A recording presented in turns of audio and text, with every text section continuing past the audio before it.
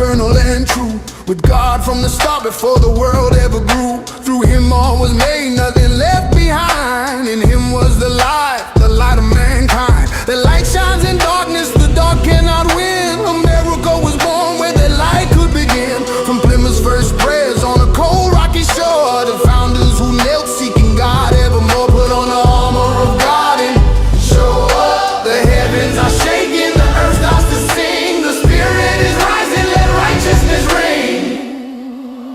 Patriots of the world, stand up, stand up, stand tall. For the world, speak up, one and all. This is the final battle, the darkness must flee. Good will reign supreme for eternity. Patriots, it's time to lead, take hold of the flame. We are the storm in I am's great name. By the law return, the faithful come home. Patriots of the world, no more shall we roam. Good reign supreme, good will reign supreme. Eagles are soaring on wings of his grace, anointed protectors who never comply. Borders are altars where prayers never cease, guarding the promise, defending his peace. 2026 opens the year of his sign. The Lord return in his holy design. The scattered are streaming, the remnant made strong. His spirit is moving, we all belong. We walk in the light with unshakable feet. I am as declared in the victory sweet. No shadow can linger when I am draws near. The storm of his glory is already here. Patriots of the world, stand up, stand up, stand tall. Hands up, speak up, one and all. This is the final battle, the heavens resound. Good will reign supreme, let it shake the ground. Patriots, it's time to lead, carry the flame. We are the storm in I am's great name. By the law of return, we reclaim what is right. Patriots of the world, walk on in the light. Good reign supreme. Walk on in the light. Reign supreme. Reign supreme. No fortress can stand when his voice speaks the word. Idols are falling, his people are heard. The spirit is roaring, the trumpet is blown. Patriots, it's time to lead, I am on the throne. In the beginning was the Word, and the Word was with God. I am has spoken. By the law of return, we are home. Patriots, it's time to lead. Walk in the light, forever we breathe. From darkness to light, good will reign supreme. Amen. Amen. Amen. Oh, oh, oh,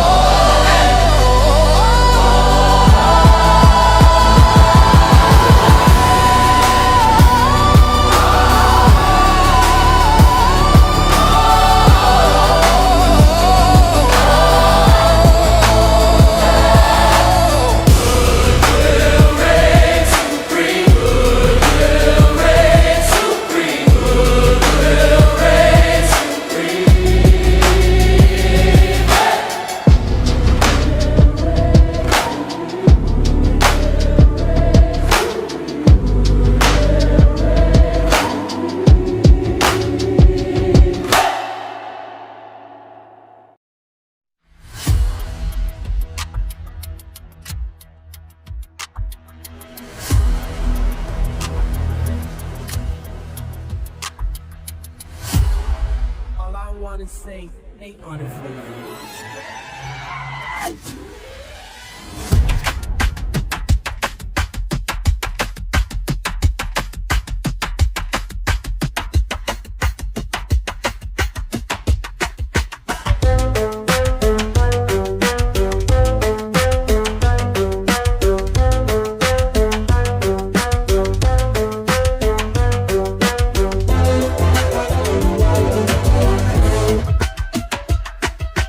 All I wanna say is that they don't really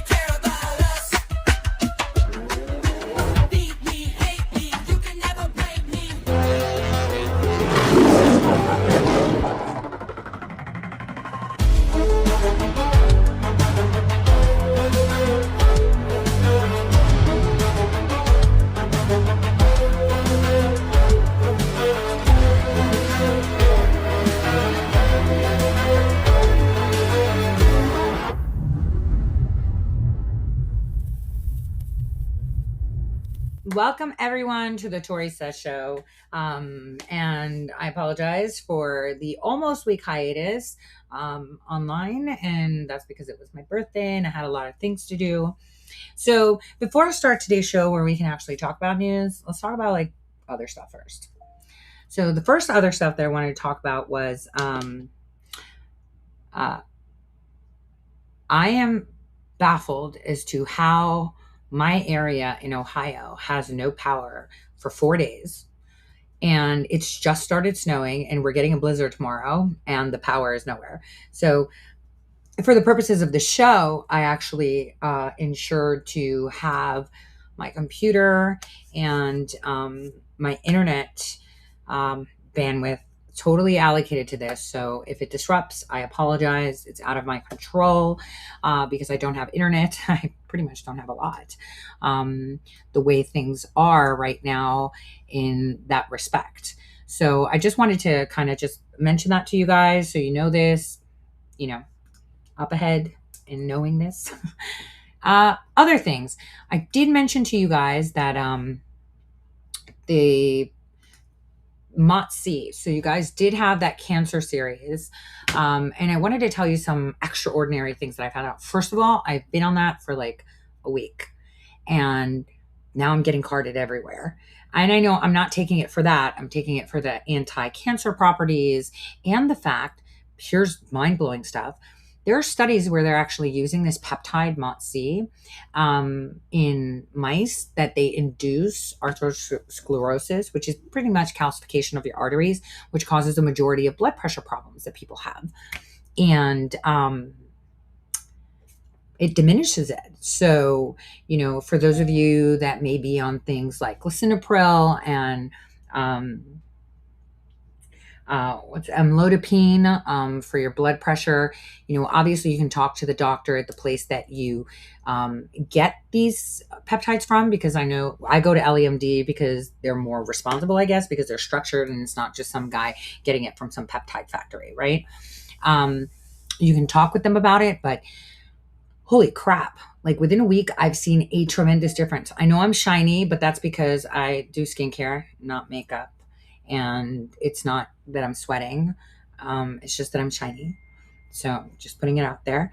But MOTS-C actually helps in battling all cellular dysfunctions. I've talked about the importance of the mitochondria many, many times throughout the years, and this is where it's at. So I know that there's a lot of, moms, dads, single people that are on the Tori Says channel that are actually people that sell this stuff and make money. So I'm going to see if I can find out and get a list of all their names that are, part of our group. So that way we know that it goes back into our patriotic community, and that we help them sustain the ability to be stay-at-home moms and do things. I mean, everyone's going to buy this stuff anyway.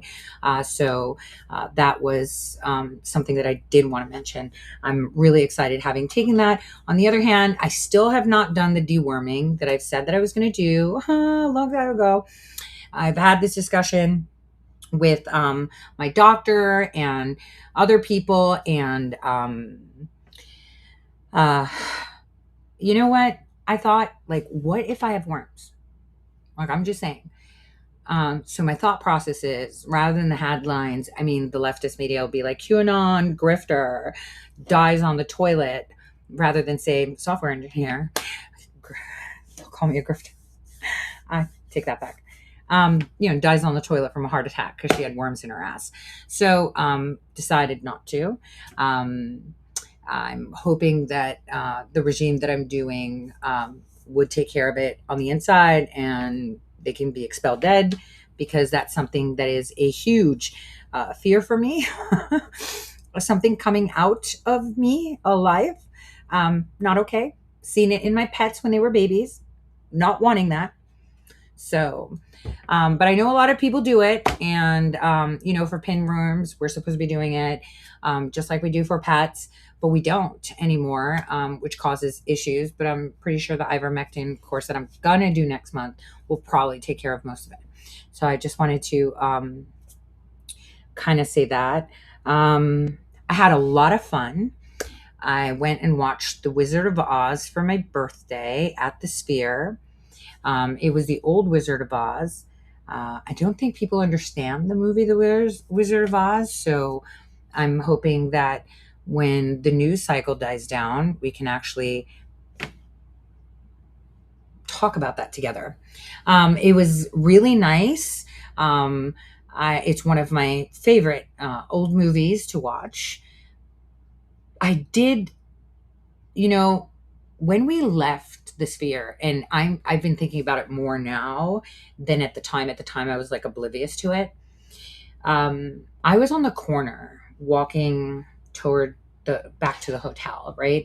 So I was walking from the Sphere going towards Harrah's, right? And on the corner, I stopped because it's red light. And so there was like a group of people on one side of the road and a group of people on the other side of the road. And the road was like a 3-lane road, right? Which was pretty much empty, but everyone was waiting to cross.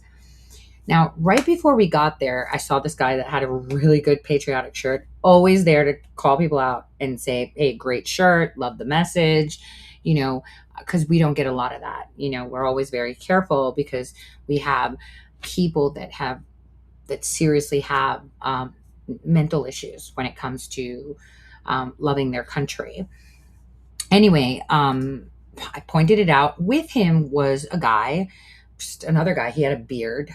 I don't know him, and I don't know if he'd ever see this, but thank you, because he actually saved my life, and I didn't realize it. And during the conversation while walking there, I'm like, yeah, I actually believe God has people around that take care of me. Everyone should feel that and know that he protects us, that no harm can come to us unless we allow it or we think it can happen. And I guess I operate like that on a daily, that he's got my back. So people can try, but it's not going to work. And just as I said that, a few minutes later, we're at this corner, and how everyone just stands there, and I'm one of the front people, but I kind of like pivot my back, and I was having a conversation, and as I was talking, out of the blue, this guy that I saw with my own eyes when I stopped there was like far away, almost teleported, and grabbed me by my shoulders and turned me like this. And as he did that, I was grazed by a raging garbage truck that almost ran over the whole corner. And it missed me, like by a hair. And at that point, I was like, whoa. And then I saw that it went right back to the middle lane. So it was on the outer lane, said the person I was having a conversation with, was in the outer lane, came literally down to the sidewalk, sped up, garbage truck speeding up. And we're not talking little garbage truck. We're talking big ass garbage truck from Vegas, right? And the guy, don't know him. And I remember seeing him like, I don't know, 4 or 5 rows down and across. He suddenly appeared in front of me and grabbed my shoulders and then turned me to where it actually grazed my sweater and left a line on the fluffy cashmere part. It's like, it's a dented line. And at that point, he looked annoyed at me because I didn't realize what happened because I think I was in shock. And I was like, oh, because he just grabbed me from both my shoulders like this and I think he was annoyed because he was like, God, you need to have your, or something like that. I don't even remember. I was oblivious to it because I was still trying to process why did he on the corner come like this and then go back to the middle lane when he crossed the street, speeding, mind me. Speeding. So that was extremely interesting and unexpected, kind of proving my point, I guess, to myself that I am protected, but I should have my wits about. So God is great. He's been extremely fantastic to me and protecting me and patient with me because I'm starting to be very self-aware that I kind of feel like almost ungrateful. Like, I complain, I don't have time for this. I don't have time for that. Time is always, that's one thing that I always have said for years, that I can manage other people's time. I can make things move on time. But when it comes to me, I don't have any time for anything because I'm constantly working and doing things. And I feel like I'm being spread as thin as possible. And then comes the whole, ego thing, like, I don't feel like I'm being appreciated enough for all the work I do, and other people are getting medals on the shit that I do, and it's not fair. But then you know what? No, I shouldn't say that, because I have a roof over my head. I have food in my belly. I'm able to pay my electric bill. My gas bill is going to be insane this month. And I have a vehicle. My kids are healthy. I shouldn't be ungrateful. So perspective, and I don't know who may need to hear the same perspective, but I'm struggling with that. And so I'm verbalizing it. God, I'm sorry that I kind of think of ungrateful things. I know I shouldn't be, and I'm working on it, like all of us should. Because it's not about it. It's about how he takes care of us. It's like the way I show love, right, is by making sure another person's needs are met. Do you have food? Do you have, are you like this? Are you like that? If I see people are good, they don't see me. They don't hear from me. When I know something's wrong, I pop out of freaking nowhere. Like, just randomly, I'm suddenly back in their sphere, because I know something's wrong and I'm there to meet those needs. In all my relationships, I'm generous. I make sure that I can look after them. Like, are you fed, clothed, housed, good? I share love like that. I'm not like kissy, kissy, huggy, huggy. I'm more practical. And I guess, I have to see it like that God's busy. So he's giving me practical things. So if I operate like that, I should recognize that too. So I just wanted to uh, say that, because there's a lot of people in the world today. And that includes myself, where we feel like we're not getting enough, or we're not, we don't have enough, or not being patted on the back enough. But and that's a struggle. But sometimes the pats on the back and the loves and the hugs actually take away from our power too. I know it sounds silly, but God is great, and I wanted to say that. And tomorrow, if my power hasn't gone on by tonight, because now they told me it's going to be done by today at 10:30 p.m., I'm going to actually demand that the Attorney General launch an investigation, because there's no reason whatsoever that my area is plagued with power outages like this. Like, I'm thinking of the old lady that rents right next door to me, right? She has no power. Her food's all spoiled now. She has no heat, no hot water. Like, who's paying for that? Like, are they reimbursing people? Like, why are they taking so long? Why are they jimmy rigging things every time something happens rather than fix it to the core? Why are we paying taxes? What is going on here? I'm actually going to really full blown put it in, but it's illuminating company. First Energy, I see. So yeah. What other fun shindigs can we kind of talk about before we get into the nitty gritty? My niece is leaving for spring break with her mom. They're going to go on a trip. She booked her to go to France and Spain to see her Greek team. Is it soccer, basketball, one of the two? They're going to go to London because my cousin's brother lives there. And so she's going to do that for spring break. So she's excited about it. There's so much I want to say, and I'm filtering it through to see what I can say. You know what? Can we just say, did I not say that people will be eating themselves, and that you shouldn't worry about people like these influencers? Because there's so many people that dedicate so much time into, I know this person's a patriot, or I know this, or I know that. And then, right? Which is completely unnecessary. They should be putting that effort into focusing on the facts, putting in, FOIA requests, asking for information. I mean, I'm extremely tired of watching, different operations being launched, even in my social media channels on, Telegram, people getting hacked or selling their usernames that are well seasoned, for 5K, and then, accessing information and manipulating information and dropping other things. It's extremely annoying. It's almost like, a gnat. A lot of people were very upset that certain people were banned. When I see you standing up for someone like Diligent Denizen, whatever, you're banned. I don't want that discourse in my chats, and I have every right to do that. And anyone that has a problem with it, I don't care. You can go too. I want to keep it where we're focusing on actually doing things, investigating things, filing things. That's the important thing that we should be focusing on. Now, all these other people can pound sand because their playbook is the same. Even today, I don't even remember, or there was one person who made a comment, and I said, you should like read more, because then you'll understand where I'm coming from. It wasn't to insult. It was, and stop listening to these people that are spoon feeding you bullshit, like the Stu Peters.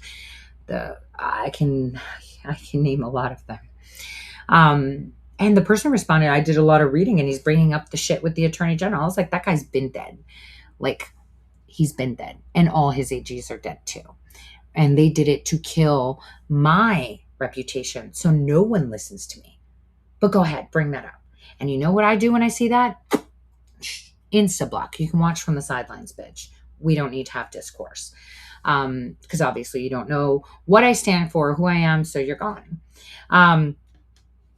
Another thing that, I've always said is that Ohio is the center of everything, aside from the crazy ass Bigfoot sightings. Like, what is going on here?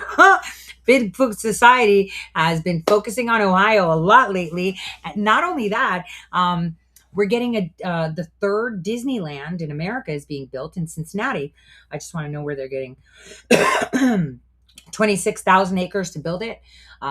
We're also doing the superconductor factory. We're also, get this, creating magnets using niobium here, right? Isn't that weird? Like, all this stuff is happening in Ohio. Almost like I said, it's the center of it all. Begins and ends here. So that's other fascinating news that's just in passing. What other fascinating news? It is really fascinating to see India's Prime Minister Modi try to teeter-totter between two lanes. And today, through our discussion, based on the trilogy that I dropped, which, by the way, is part of a tome that's being published separately, which is about the Great War, which is a Great War that's going to be a short one, meaning a lot of that stuff has been done in preparation for a very long time, and very, very long time. What people do not realize is that the actual war has just started, like the end part, 6 months. I guess within the next 30 days, by April 2nd, we should have good footing to see where we're at, because it should be completed by 30 days. Because then after that, it's just, simple stuff. I did put down 3 articles that I would highly suggest you read. I spent a lot of time crafting them and putting them together for you in a way that's digestible and understandable. And they were actually quite timely. I was going to publish something yesterday, but I felt, why not flex? Why not flex? Because like I said, from now on, I'm not going to be giving you only information that manifests years later, but kind of quicker, so that you can see where the information is coming from.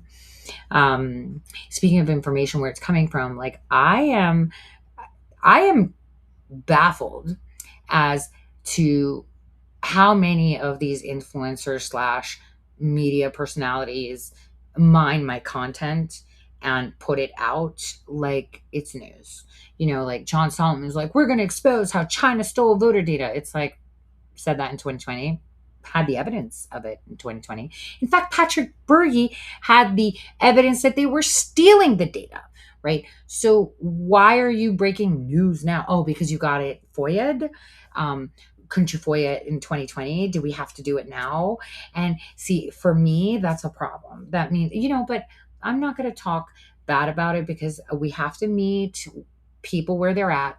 But if all of these media personalities and influencers actually have the goal of helping their nation rather than their pockets, we would not be here right now, and America 250 would just be the icing on the cake. Considering what I'm going to tell you now, obviously Alberta, Canada is going to become part of the United States. That's already in motion. And we're watching that the French are funding a lot of these protests, and more No Kings protests coming up at the end of this month. And we're going to have massive protests at the end of the year. Massive protests. Canadians are going to be protesting that Trump, get your hands off of Canada.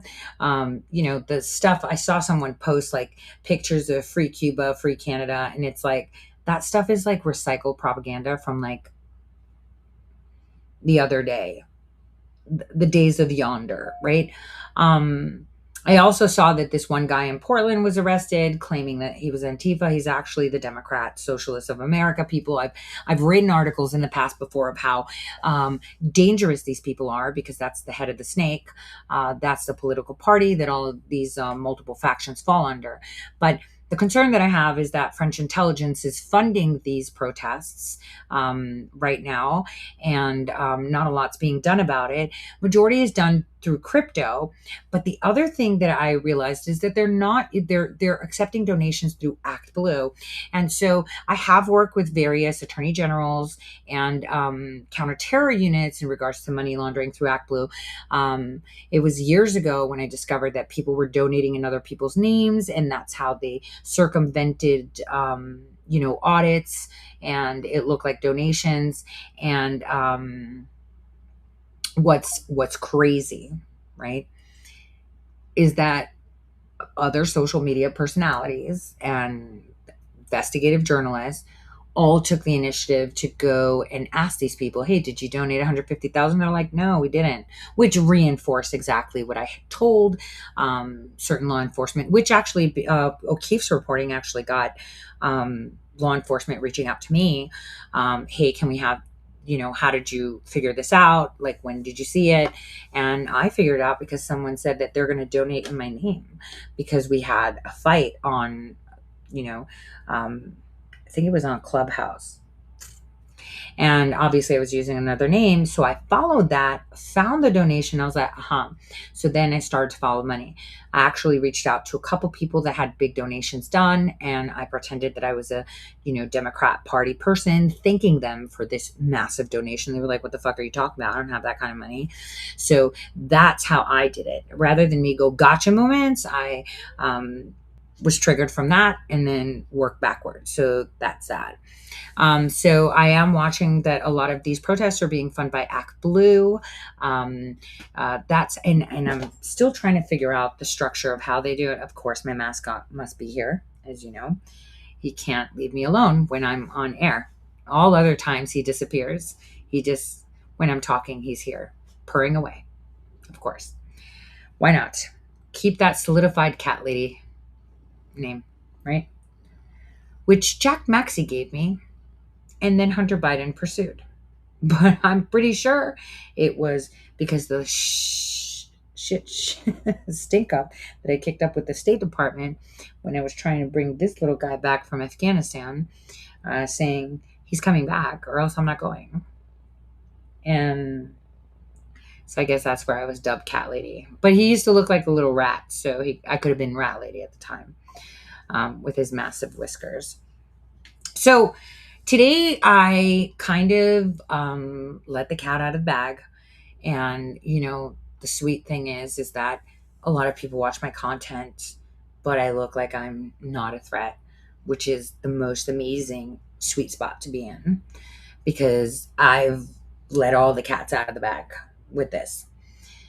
If you remember, in January, I had done a show. I had also, on Truth Social, stated to the president, under no circumstances do we allow BB to take Kark Island, right?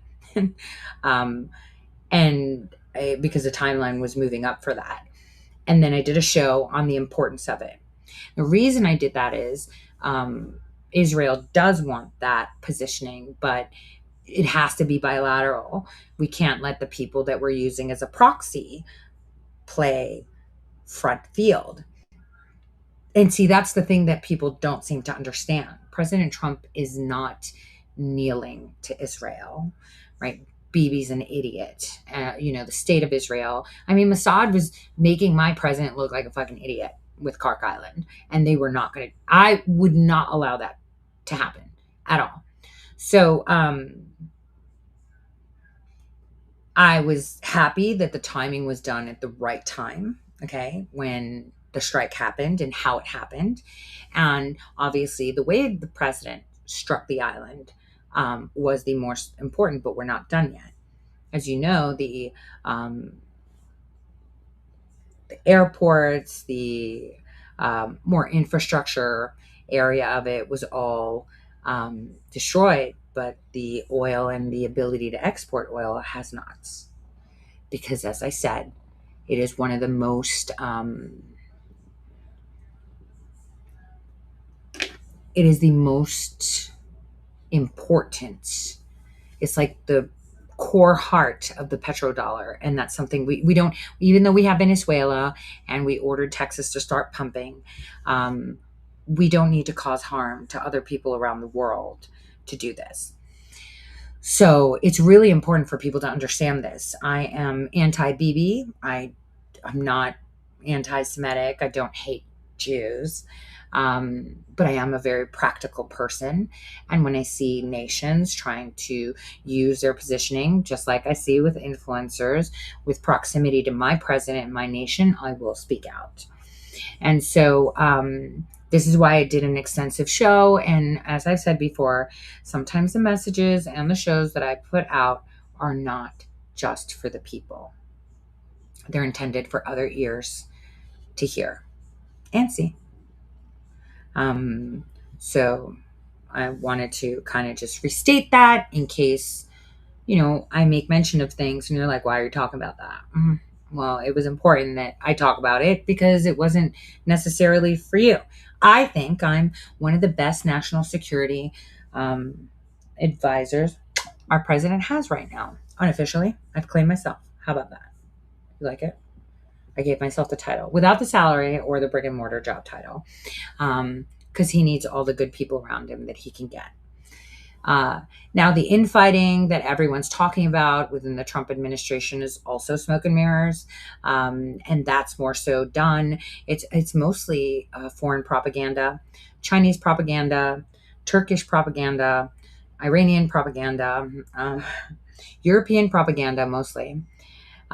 So please dismiss anyone that is giving you hard lines of he's a traitor, President Trump left us, and whatever. That man has been by our side forever, and he's got amazing time travelers flanking him in all areas. So if we can tell the future, we obviously know. Fun fact that was brought up to me by Angela, the Nephilim had 6 fingers. So weird.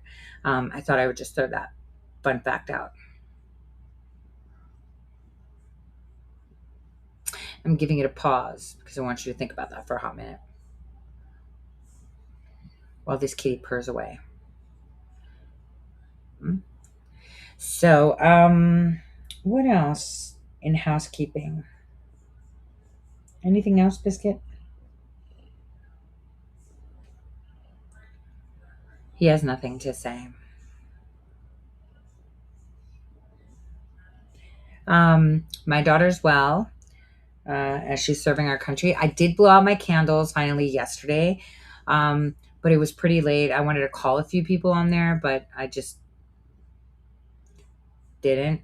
It was kind of like because Carlo finally was there, and so it was nice. I don't feel 48, but I am. I am, but I definitely don't feel it. So that's it. I wanted to make a comment. I've seen a couple comments fly by, so I wanted to make a statement on that. So there are a lot of people that are former intelligence, former military, former, right? And they say things. And they say things that are contradictory to the truth and or create this ambiguity on where our president sits. And I have to say that people comment based on the information they have. Meaning, if I was to tell you this is Red Bull, read the ingredients and that's it, but that's not the full ingredient list and it's bullshit and you're only getting a thing, I can say, well, you know, what you're saying isn't really true. It's half true because you only got half the ingredients. Yeah. So please be a little bit more compassionate with people that try. Oh, and once you're CIA, you're always CIA. You're always working. Once a Fed, always a Fed. So always keep that in mind too. Always keep that in mind. I absolutely love the way my president highlights people that are getting their strings pulled or postured for spotlight. It's the most incredible way to go. And I'm hoping people are doing their homework to do that because it's important too. Now, as I said, today we're going to talk Iran. We're going to talk war. We're going to talk strategies. Stop doing that. Like, what? Why are you all over me? You're not all over me all day. You let me work, and now that I sit here, you're embarrassing me. Oh, don't mount me, old man. Oh, and you hiss at me. Now I'm in trouble. Did you guys see that? I'm in trouble. He's the one cramping my style, and he swatted me and hissed at me. How dare he? How dare he? Old moody man. But he can do anything he wants to me. I'm his slave. He knows that. I'm at his beck and call. I want to show you guys one of the coolest presents that I got. I don't even know who it's from. It's really heavy. Can you see this? God, I have to have bright lights in here. It's a huge ass crystal. If I turn off the light, you won't be able to see me, but you can see that. Right? Huge ass crystal. And I think it's selenite or maybe just quartz. I don't know yet because it didn't say. But whatever this rod of crystal that's really heavy is, sitting by my desk now, which is really heavy. Because when I picked it up, I was like, what is this? It had like lots of things wrapped. I saw like a wooden stand. I was like, what is this? And God has been so good to me. Look at that present. Like, I don't think I would ever invest. I don't, that looks like it's very expensive too. I got some really awesome presents and cards, and it's just been really nice. Yeah, it looks like selenite. That's what I think so too, because it's flimsy-ish. Not that I tried to scrape it or anything, in case the person who sent it to me is watching. But thank you. Thank you to the guy that saved my life. Thank you guys for the birthday cards. And, you know, because I've come to the realization when I was talking with someone here locally that I don't actually have like physical interactions with people in Ohio, like at all. Like, I don't interact. But anyway, let's go to this video right quick. Wait, let me find it again. Okay. Yeah. Let's go to this video right quick, and I'll be right back so we can start on Iran. Thank you very much. Please, Cindy.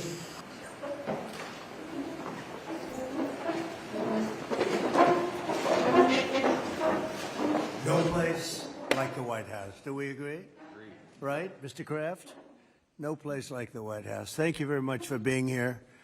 Appreciate it. And we'll maybe discuss a couple of general topics. This is a board meeting for the Trump Kennedy Center, but we'll go into a couple of other things that we have the media present. It's always present, unfortunately, constantly. And I'll say a few words about what's happening in the Middle East. And if you have a couple of questions, we'll do that, and then we'll get on with our board meeting. So thank you very much for being here. We have a wonderful group of very, very smart, talented patriots at this table. Our powerful military campaign to end the threats posed by the Iranian regime continued in full force over the past few days. They have been literally obliterated. The Air Force is gone. The Navy is gone. Many, many ships have been sunk. They're warfighting ships, but I guess they didn't know how to use them. And anti-aircraft is decimated, their radar is gone, and their leaders are gone. Other than that, they're doing quite well. They've been a terror for 47 years, and now I guess the world, through the United States, with the help of Israel, is doing what should have been done many years ago. Should have been done many years ago. Since the beginning of the conflict, we've struck more than 7,000 targets across Iran, and these have been mostly commercial and military targets. We've achieved a 90% reduction in their ballistic missile launches and a 95% reduction in drone attacks. The missiles are trickling in now at very low levels because they don't have too many missiles left. We've also attacked the manufacturing plants, where the places where they manufacture the missiles and the drones, and that's going on today. We just hit 3 of them today. And it's getting very hard for them to manufacture. More than 100 Iranian naval vessels have been sunk or destroyed over the last week and a half. That has to be some kind of a record. Additional strikes continue to launch from all directions every single hour. And as you know, we attacked Kark Island and knocked it literally, destroyed everything on the island except for the area where the oil is. I call it the pipes. We left the pipes. We didn't want to do that, but we will do that. We can do that on 5 minutes' notice. It'll be over. But for purposes of someday rebuilding that country, I guess we did the right thing. But it may not stay that way. Just one simple word, and the pipes will be gone.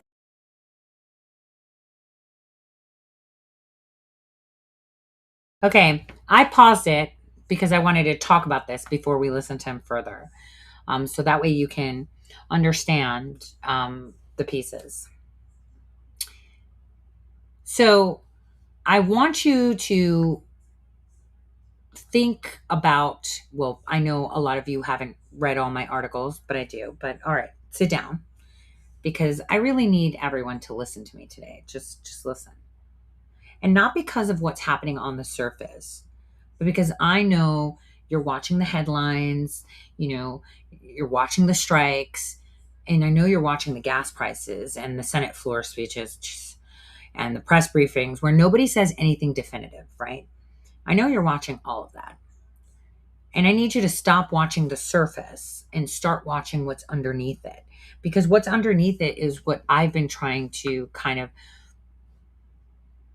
articulate since January. And today, right now, right, it's actually here in full package.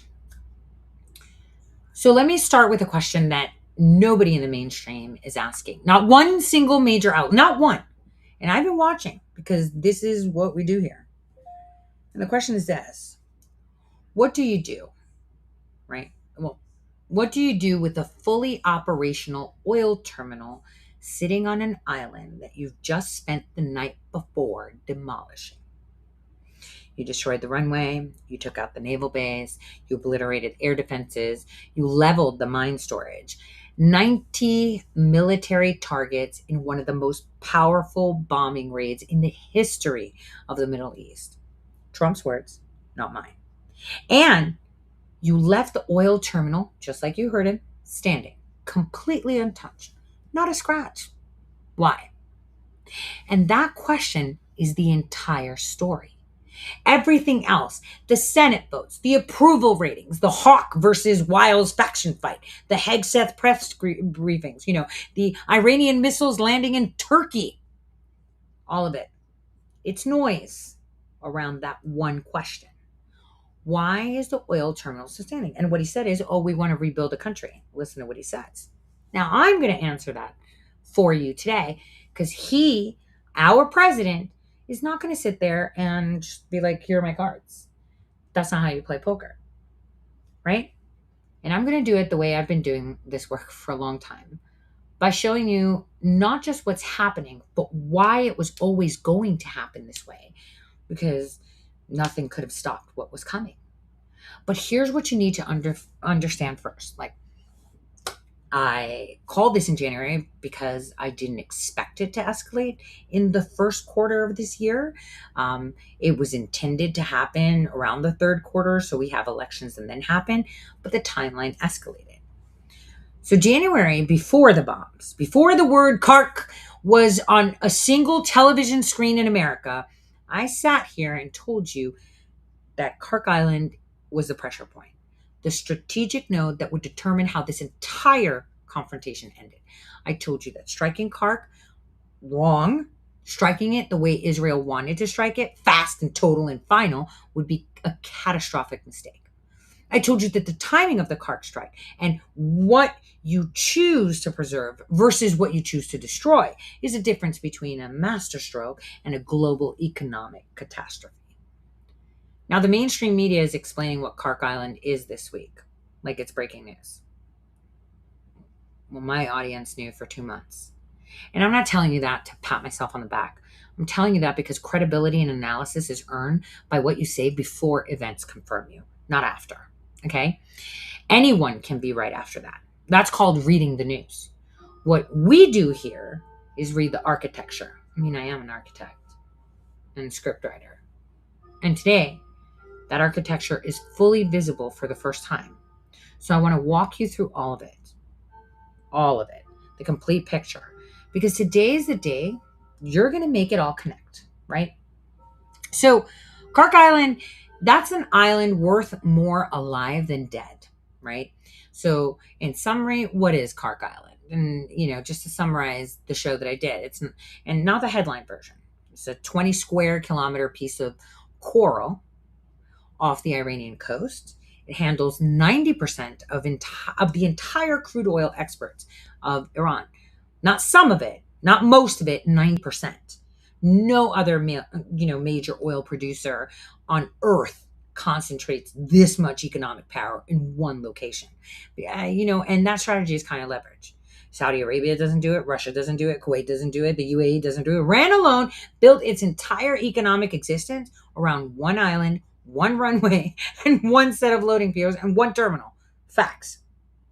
Now, if you destroy that terminal, if you actually blow it up, Iran loses oil revenue instantly. It's done. The regime collapses economically within months, and that sounds like a victory, right? But like I said on my show a couple months ago, here's why it's not. If you destroy that terminal, oil prices spike upwards toward 150 barrel, possibly will surpass that.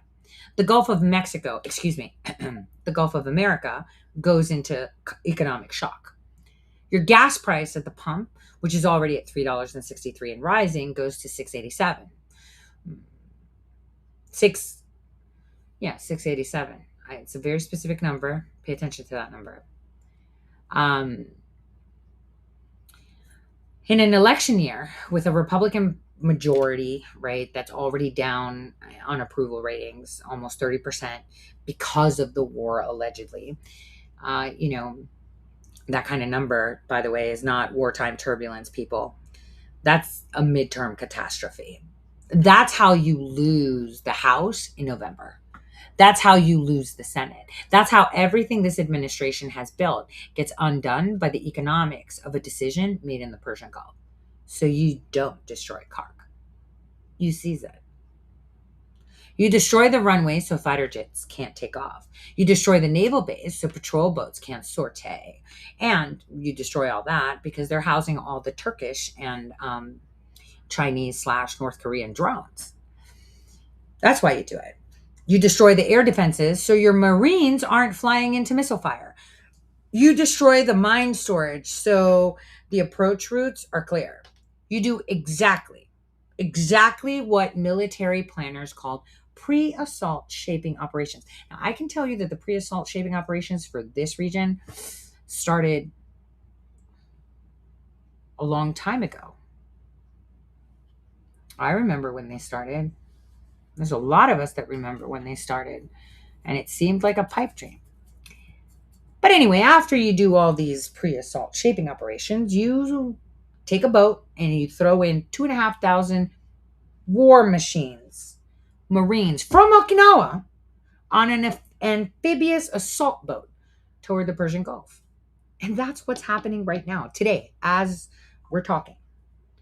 A Marine expeditionary unit, right, that has 2,500 to 3,000 personnel was deployed to the region as President Trump is reportedly weighing the possibility of seizing Kark Island, with one official telling there are big risks, there are big rewards. The president isn't there yet. That's what Axios said. The president isn't there yet. No, he's not, but the Marines are. And this very morning, President Trump was on the phone with PBS News for like 3 minutes while attending what he described as a very important meeting on the Iran war. And he said, I told them openly, I'll knock the hell out of it. Not the oil terminal. That's not what he was referring to. He was referring to the resistance to American control of it.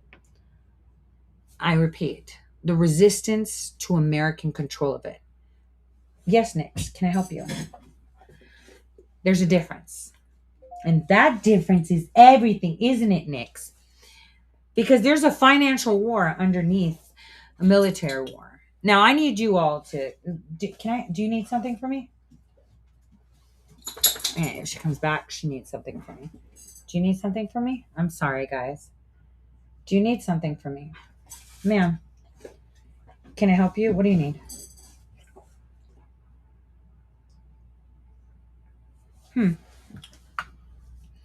Okay, she needs something. Give me a second. I'll be right back because she needs something. I know what she needs. Okay, let's go. It's snowing now.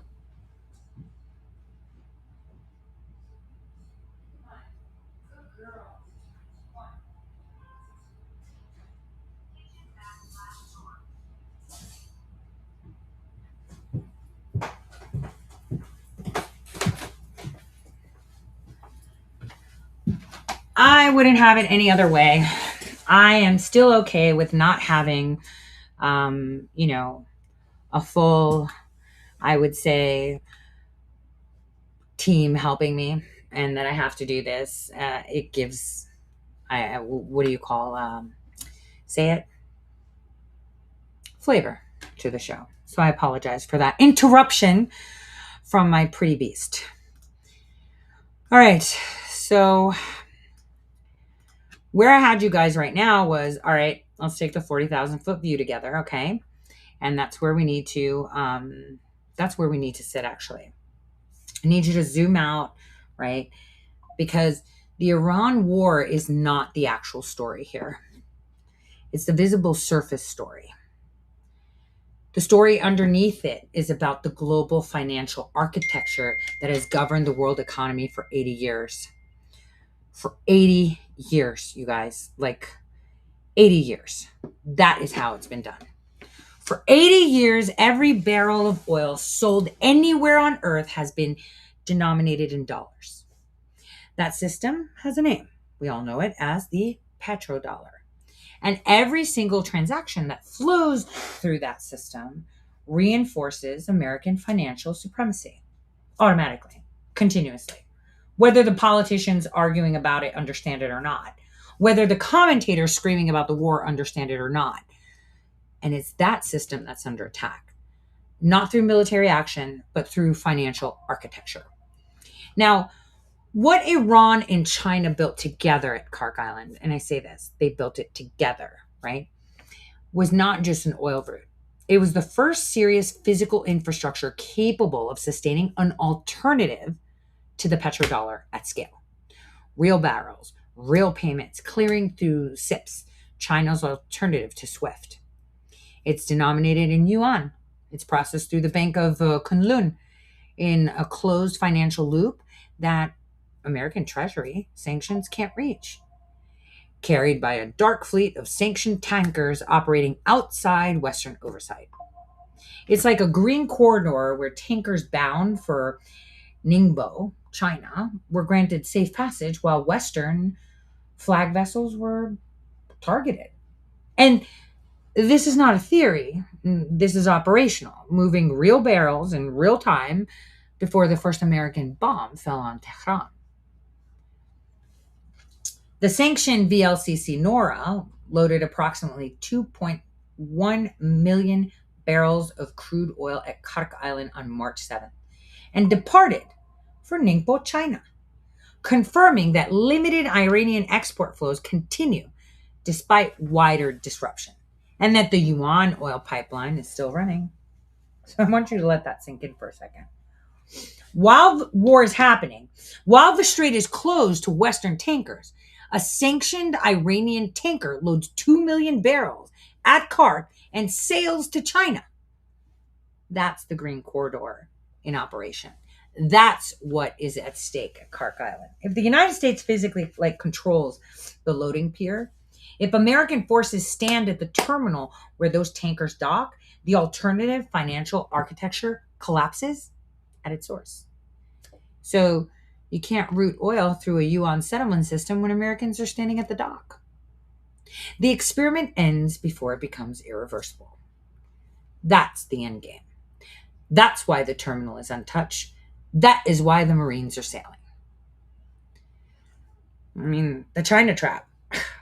The most elegant move I've ever seen. Now, I want to talk about something that I genuinely believe will be studied in the geopolitical strategy courses for decades, because this is a move. This is the one. Trump invited China, I repeat, China, to send warships to escort tankers through the Strait of Hormuz. Right? Think about that for a second. President Trump invited China, to come and escort tankers from the Strait of Hormuz. China. And you know what's funny? Your freaking stupid fake ass MAGA influencers, your media, your well seasoned, look at me, I'm Mar-a-Lago and I talk to the president, all said the same shit. It's almost as if Trump is begging for help. It's a sign of desperation, as evidence that America can't handle this alone. They missed it entirely. Think about what that invitation actually does to Beijing's position. If China accepts, if they send warships to escort tankers through the strait alongside American naval forces, they have just legitimized American control of the energy corridor. Simple. Sure, America will come. In other words, you're legitimizing my presence as the United States working that corridor. American control of that energy corridor. Now, they've acknowledged that the strait requires American security to function. They've abandoned their entire post-dollar energy architecture in one decision. You can't simultaneously claim you're building a yuan-denominated oil trading system and send your Navy to escort tankers through an American-controlled checkpoint. See? So that's one. If China refuses, if they say, no, fuck that, we're not participating, they've just told every Belt and Road partner nation in the region that when the energy checkpoints are contested, China's not there. China can't protect their supply chains. China's entire claim to be a reliable alternative to American dominance evaporates in that refusal. So, in other words, if China accepts, they legitimize U.S. presence monitoring the movement through the Strait of Hormuz. If they say no, all the people that have signed on to the Belt Road are like, yo, so if you're contesting the points, you're going to sit there and tell us that we can trust you. So if you're contesting, oh, that's not reliable. We don't want to be a partner with you, China. How about that? So they're stuck. They're in a box now. They have to take any choice they make, they're fucked. Okay. So when I saw your own social media influencers, right? I just realized that they're all idiots. Every single one of them are idiots. They don't know what they're talking about. They don't understand military strategy. They sit there and they play like, oh, look at me. Like, I'm former this. Or like, damn, I give so much shit to Mike Benz, but I want to because he pisses me off. His face pisses me off. I'm sorry.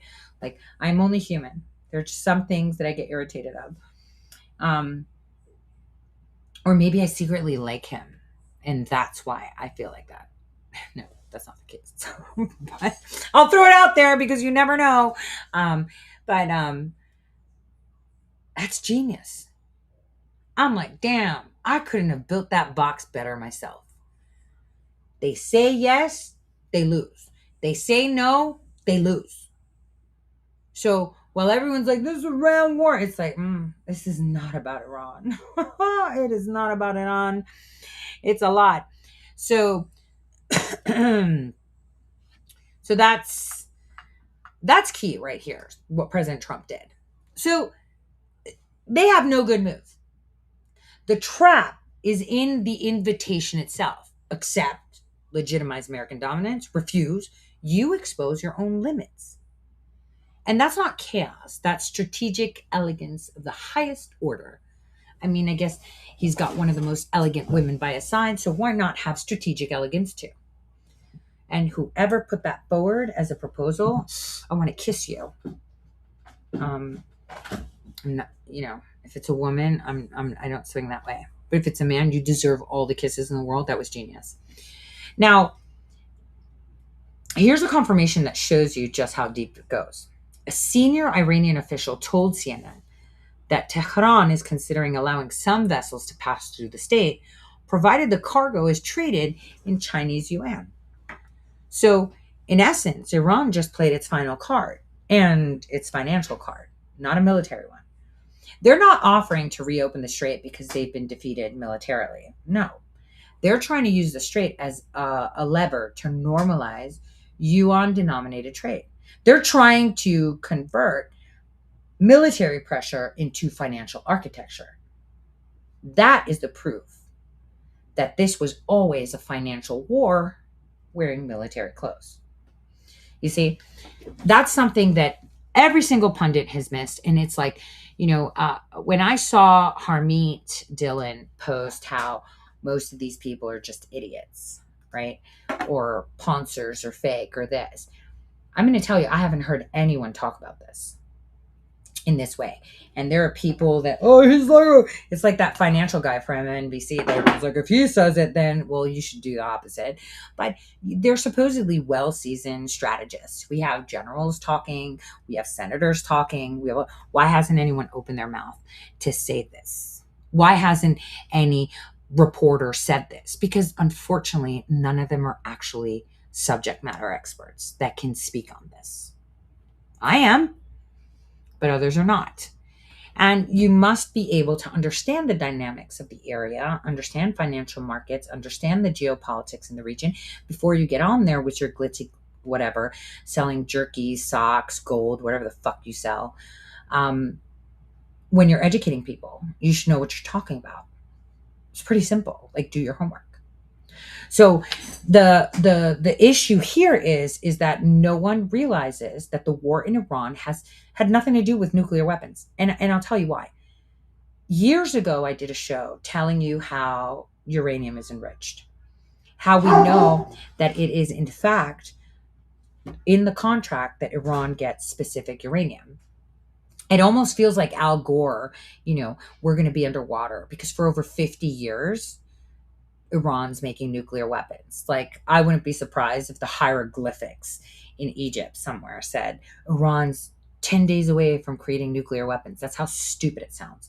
And when I hear it, I'm like, I know it's the message that people understand, but what the fuck can we just get off that ride, please? Because it makes everyone, I know we meet people where they're at, but that doesn't mean we have to sound dumb too and sound like we're going to go, oh, yeah, we're all going to melt, all the caps are going to melt, we're all going to die. Oh, they're 1 day away from making nuclear weapons, 10 days, 1 week. Oh, they only need 7 days. Oh man, we got to do this now. And it's like, hold on a second. How many years now? I know for the whole existence of my whole 48 years on this planet, they've been saying the same ass shit. Okay? Someone tell me I'm wrong. I'm waiting to hear. Someone tell me I am wrong on this. So, it's a financial war. Okay? That's it. And that comment from the Iranian official, right, tells you that the military pressure is actually being used for fighting financial architecture. That's it. That's the proof. This is a financial war dressing up in like military clothes. Now, another thing people aren't looking at is Putin's move. And no one is covering that either. Now, I need to tell you about something that should be generating front page outrage, but instead it's being completely buried. And I mentioned it on my last show, and I mean completely. And I've looked, it's not there. While every journalist in America is watching the Persian Gulf, Vladimir Putin just signed a 25-year lease on a naval base on the Red Sea. Right? Sudan proposed a 25-year deal with Russia for the Red Sea military base in exchange for advanced weaponry. And that allows Russia to deploy up to 300 service personnel and station and as many as 4 warships, including nuclear-powered ones, at Port Sudan. But, you know, that's not a problem. What do I know, right? Port Sudan on the Red Sea, directly on the corridor that connects the Persian Gulf to the Suez Canal to Europe. Now, I want you to think about what that means on a map, right? Every tanker that leaves the Persian Gulf heading to Europe passes through the Red Sea. And now Russia has a naval base on that corridor with caliber cruise missiles that can hit any target in the Red Sea without a warship ever leaving the harbor. And an intelligence platform that can identify every commercial vessel in those waters and feed that targeting data to whoever they want. I mean, if they wanted to, they could give it to the Houthis, right? Or whatever other entity they want to stir shit up with in the region, right? This is not a footnote in the Iran war. This is the second theater of the same competition. And so now here's a detail that should make every single person in this, sound extension that I have to your ears stop cold. I know this corridor. I've been there physically. I stayed at a resort in Hurghada, Egypt, on the Red Sea coast. And I'm telling you, as someone who is standing there, that what you see in Hurghada is not primarily Russian tourists. The FSB has always preferred to dress its operation in civilian clothes. Their daily flights from 4 Moscow airports to Hurghada, 7 days a week, multiple airlines, and Hurghada is approximately 800 kilometers north of Port Sudan. Stop. Remember when I went to Egypt? Yeah. We were sitting. It was once we got there. It was after we went by the Egyptian base in Kina. Once we got there, we were told that a missile flew and hit Israel. And according to the trajectory, it would have went right over where we were. Yeah, it didn't happen. That's the day that I got burnt in the sun too, because I was tired. But Russia has been building its Red Sea presence for years. The Iran war is providing cover for the completion of that build. And here's the part that connects this to your gas prices, right? The Trump administration, to blunt the spike in oil prices, caused its own Iran war and eased sanctions on Russia. I'm going to repeat this. to blunt the spike in oil prices caused by its own Iran war, the Trump administration eased sanctions on Russia. That allows Putin to export more oil, and it gave him higher commodity revenues. So you're going to be like, wait a minute. So is Trump working with Putin? Is Trump working with Putin? Yes or no? Wait. Now, that's something no one paid attention to, right? I think one channel said, oh my God, Trump is working with Putin. So here we go. Russia, Russia, Russia, Russia. But I'm going to tell you what it is. Now, we are paying Moscow to help manage the economic consequences of that war that Moscow is now actively helping to prolong. So Russia is helping the Iranians prolong the war, but in essence, by easing the sanctions, we have given Russia more money to be able to help prolong the war. And while we pay them, they're cementing a 25-year naval lease on the artery that connects the Persian Gulf to the rest of the world. Now, I've been saying this for a while, but nobody else is connecting these dots. And it's like, why? Because they're all idiots, right? There's no one that's breaking through the matrix, no one that's independent, really. They all have some hand up their butt telling them what to say. That's basically it. Okay?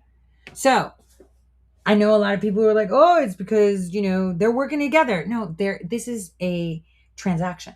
And I'll make it clear. If you guys actually read the articles, I'll walk you through part 1 all the way to part 3. Now, there's a tome of this, and I'll share the link when that's ready. But I want you to understand, because of the war in Iran and the oil prices spiking, even though we have Venezuela to be able to meet our needs, we've eased the sanctions on Russia so they could sell more oil so that the rest of the world doesn't feel it, right? So that Russia can sell Saudi oil or Qatari oil or whatever fuck oil, right? But at the same time, while we're giving them all this extra money, they're using some of that extra money to give the Iranians some backing to continue the war. Not only, and while all of this is happening, they're like, yo, we just established 25-year contract at Port Sudan. That's what's up. And we've already taken over that coast of Egypt. But no, it's just a tourist destination. It's nothing going on. Pretty sure Angela will tell you all of them were SBSB. And not only that, all of them, all the stuff they had at the resort we were at, were in fucking Russian. Why is Russian shit in Egypt? Tell me. In a fishing village on the coast in Egypt. Hello? And they all had $2 bills too. They had the $2 bills. And I was trying to get them off of the guy. So, having said that, right? So we got all this going. So I got you up to there. But let me introduce you to Turkey again. That's the most dangerous player that no one's really watching. This is the player that every single mainstream analyst is underestimating. The actor who is simultaneously Trump's friend, Iran's diplomatic shield, NATO's most unreliable ally, and the Muslim Brotherhood's primary state patron, and the architect of a trade corridor that makes the entire Strait of Hormuz strategically optional. Yep. So, Trump's friend, Iran's diplomatic shield, NATO's most unreliable ally, right? The center of the Muslim Brotherhood, and the architect that created a corridor for energy trade that makes the Strait of Hormuz unnecessary, really. And we're talking none other than Erdogan. Now, before the bombs fell, Erdogan was in Constantinople, what they call now Istanbul, hosting Iran's foreign minister at an 11th hour press conference, trying to prevent the strikes. When the strikes came anyway, he condemned them as illegal. So, Erdogan was like, these are illegal. We shouldn't be doing these things. When Iran's new hardline supreme leader was appointed, he sent congratulations, putting himself in the same category as Hamas military wing, Hezbollah, and formally acknowledging the new Iranian leadership. So, yes, Nix, he acknowledged the new Iranian leadership. Now, yet, Erdogan sits on President Trump's board of peace. He has personal goodwill with President Trump that many, I can't even say it with a straight face. Should I say seasoned? Analysts describe as a genuine bromance. He has direct White House access that no other potentially hostile leader on earth has now. He's playing every side simultaneously. I have said this before, and I'm going to repeat it again. There's a saying in Greece. An kavalas to kalami θα σου πει στον κόλο. In nice words, it says, if you are riding a pole, at one point it's going to get in your ass, right? You can't ride a pole. And that's exactly what Erdogan is doing. He's playing all fronts. Remember, I talked about this ages ago. I told you how Turkey is one of the most important things of what's coming in the future. I've said this millions of times, right? That he is the most important. Turkey was cooked. 2019, their fate was sealed with Pompeo's visit. It was sealed. Like Pompeo or not, he sealed it. He was the one that did it. And I've said this so many times. So, and that was because he was getting our F-35s, but then buying anti-F-35 shit from Russia, S-400s. And it's like, wait a minute.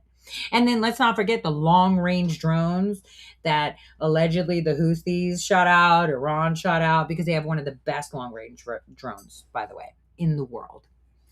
So, so not a bromance. So all the analysts are idiots. But as I said, he's playing all sides simultaneously. And he does that with the practice ease of a man who has spent 2 decades turning Turkey's geographic position into permanent leverage over everyone who needs anything from him, right? So that's what he's done for 20 years, making the actual land of Turkey, the physical land, not the people in it, just the location, indispensable to others. That was not a good play. Now, in fact, an Iranian missile landed on Turkish soil right now during this firing, right? 3 times, right? Iran called it a technical anomaly. Erdogan said Turkey's top priority is to avoid being dragged into the war, and they're pledging appropriate and measured responses. Why would Turkey absorb missile strike on its own soil without invoking NATO? Yeah, NATO Article 5, collective defense. They just got shot at, right? Erdogan just got shot at.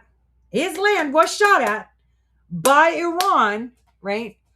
And he didn't invoke Article 5. Not once, thrice. 3 times. 3 times. 3 times. How insane is that? How insane is that? So not only did Turkey say no, but why wouldn't they do it? And I'll tell you why they didn't do it. Invoking Article 5 forces people to make a choice. And Erdogan's entire architecture depends on never being forced to choose. Don't worry, we'll do it for you. I mean, Putin will, and I'll get to that. Here's his play. Here's what he's actually doing, okay? So Erdogan built a 17 billion overland trade corridor, the Development Road, stretching from Iraq's Persian Gulf port all the way to Turkey's Mediterranean coast at Mersin, cutting shipping time from Asia to Europe by 21 days by sea to less than a week overland. That's huge, right? That is huge. Now, that corridor makes the Strait of Hormuz strategically optional. You can either trade through Hormuz or you can cut that by half, more than half, if you take our development road. So you don't need to go through Hormuz if you can go through Turkey. Now, every day the strait stays closed, every day those gas prices go up, every day the world desperately searches for alternative trade routes, Turkey's development road is kind of sexy. It becomes more strategically irreplaceable. And Erdogan didn't start this war, but he positioned Turkey, or shall I say, we positioned Turkey to profit from its consequences, regardless of outcome. Now, there's a reason for that. And then there's the brotherhood dimension. So all these people are declaring, oh, Muslim Brotherhood is, blah, blah, blah. It's a terrorist organization, right? Well, Turkey is Qatar's closest strategic partner. Qatar finds the Muslim Brotherhood's, actually funds the Muslim Brotherhood's global infrastructure. Along with King Charles, of course. Now, the Brotherhood's influence runs through the same social media networks, the same commentary figures, the same foreign influence framing apparatus that I had identified as coordinated noise back in January when I first noticed something was wrong in the feeds. I repeat, the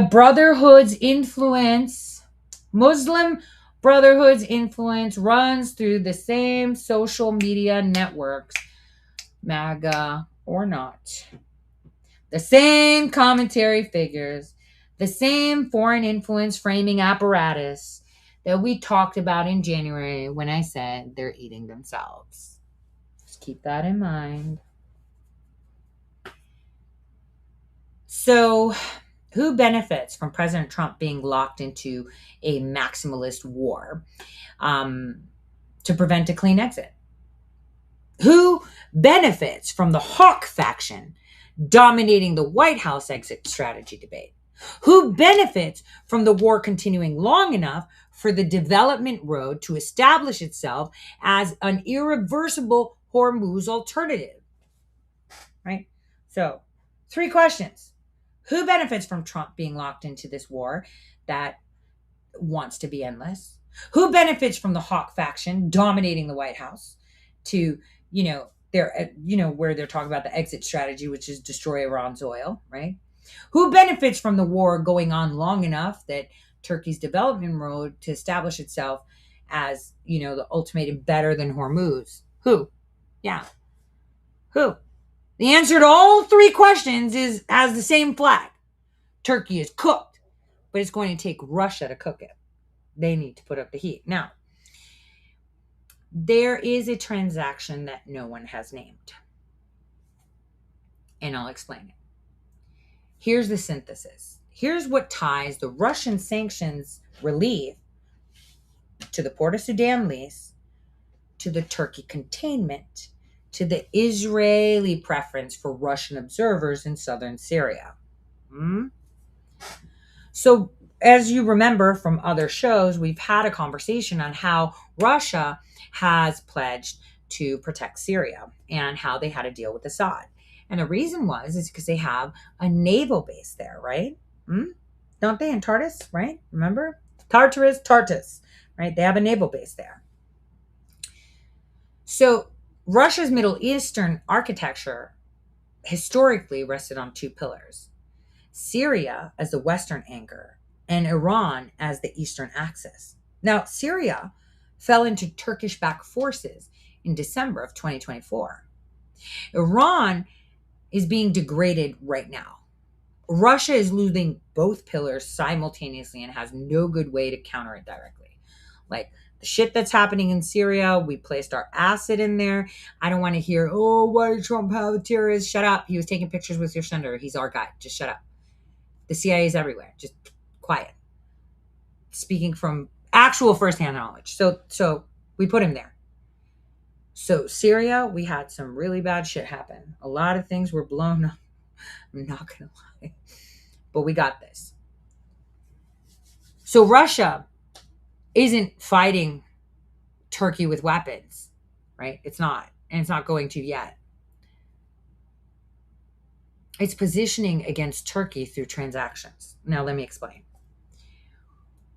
Russia is proposing to redeploy military observers in southern Syria, specifically to prevent Turkey from consolidating control of the post-Assad vacuum.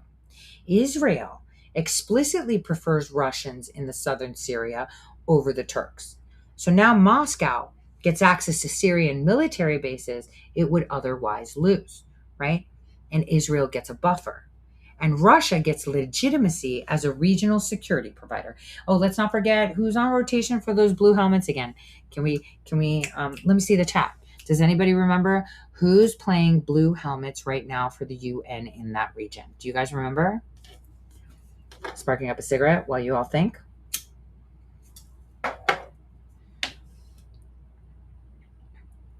Anyone? There we go. China, China, China, China. China, China, China, China. There you go, guys. So you remember that reporting because that's their rotation. So we've got China and Africa and the Middle East. Correct. They're on rotation for blue helmet duty. So again, President Trump eased financial sanctions from Russia, right? Eased it to help keep the oil prices down. At the same time, Russia is negotiating a deal with Sudan for their port, and they got it just a couple days ago. Done. And then Israel and the United States are like, yeah, let's have Russia take care of it. Because Russia's like, yeah, fuck that. I want my bases. I'll stay in there and keep Turkey away. I'm giving it to you. I'm giving you the hope. Why are you telling us the plans? Aren't these supposed to be secret? Because you're all fucking idiots. That's why. Not every single person. But most people just listen to these idiots on TV that talk like they know what they're talking about and they don't. Right? So here we are dispelling all this shit so you could turn off the news, right? And maybe now going forward after this show, you can actually listen to your president and be like, oh shit, he's telling us without telling us. Okay, I see it now. So that way you could just circumvent these breaking news people that don't have shit to break. They're just reading shit after it happens. I've been telling you the shit before it happened, which means I obviously know what the fuck I'm talking about. So I'm not saying it for a pat on the back. I'm trying to show you I am actually credible because I'm consistent. So let's move forward, right? So now that you've got that, right? You got it, right? So now Russia's like planning, oh yeah, I'm going to redeploy some military observers into southern Syria to prevent Turkey from kind of taking control, right? Israel's like, yeah, we'd like it. And the United States, which can't openly oppose its NATO ally Turkey without destroying a relationship, it needs for the Incirlik Air Base, for the Montreux Convention, for the F-35 replacement. So we're allowing Russia to do the containment work instead. Now, this show could actually help Russia along too. I mean, if people actually listen to it. Just saying. So our nation can't sit there and say, Turkey, you can't go in there and do shit. No, stay away. That's leave it alone. No, we're going to go. We don't want the Kurds and shit. We're going over there. And it's like, oh, but Russia's going there. Oh, well, yeah, we can't stop Russia, says America. Like, we're not picking another war. You see? So now we've got Russia protecting our Syrian interests for us, but they're also protecting theirs. And in essence, we're kind of paying them because we ease the sanctions for them to do it. And they're like, well, since you're paying me, you can't talk shit. I'm going to get this port. And we're like, you can get that port because we own fucking Kark. Well, we're going to own it. Because at the time of the conversations, it was going to own it. Because this has already been put out. So as you can see, what you're watching on the news and listening from all your special talking heads, especially the ones that have direct access to President Trump and the Department of War, is not factual. So let's keep going. So we're giving Russia sanctions relief, oil revenue, economic breathing room. Russia gives us an indirect check on Turkish neo-Ottoman expansion that Washington cannot provide openly. So the fog is not a failure of the administration. The fog is the administration. And underneath the fog is a transaction that is paying dividends on multiple timelines simultaneously. Now, Gulf of America, Straits of America. Now, I want to close on something that I believe is one of the most underappreciated signals of the entire Trump second public term. And I need you to hear this not as a joke, not as a vanity gesture, not as a thing the Associated Press refused to report. Even though I told you AP is going to be the one that's going to be calling your elections. Losers. Okay. So on February 20th, 2025, his first day in office, President Donald J. Trump signed an executive order renaming the Gulf of Mexico the Gulf of America. The press laughed, everyone laughed, the memes were everywhere within hours. Mexico's president proposed renaming North America in retaliation. Commentators cataloged it as evidence of a man who governs by theatrical vanity. They missed the signal entirely. It's almost like when I told Ali Akbar I was going to make him my bitch. Remember that? It's kind of like that. Naming is not vanity when you understand architecture. Naming is a declaration. Naming is sovereignty asserted before the operational fact. Naming is the announcement that precedes the possession. He named the Gulf of America in January 2025, but he hasn't named the Strait of Hormuz. He doesn't need to. You don't name a thing you don't control yet. You name the thing you already own to announce it to a world that may not have noticed. And you leave the thing you intend to own unnamed. Because the naming comes after the possession, and the possession is still in motion. You see? After we owned the Gulf of Mexico, we called it the Gulf of America. So, as we are now going to possess Kark Island, and therefore the Strait of Hormuz, President Trump hasn't named it yet. Because like he said in the video that I showed you, which I will continue, right? He doesn't know what he's going to do yet. I'm kind of thinking about it. That's what he said. But I'm telling you what's going to happen. So that's going to be the Strait of America. Pretty cool. And it's going to happen. And so now when our Marines land and plant the fucking flag there, it's ours. Hello. That's how it's going to happen. Oh, what's happening? Am I on a circle of death? Did I just get edited? Okay, what do I need to repeat? What do I need to repeat? What do I need to repeat?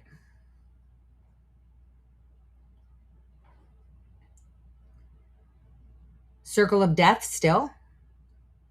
She said if we lose her, no, I'm still here. Am I down?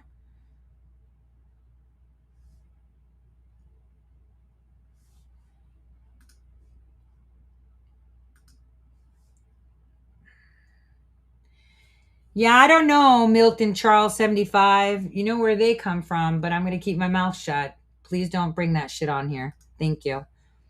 Okay, you heard it all. So apparently.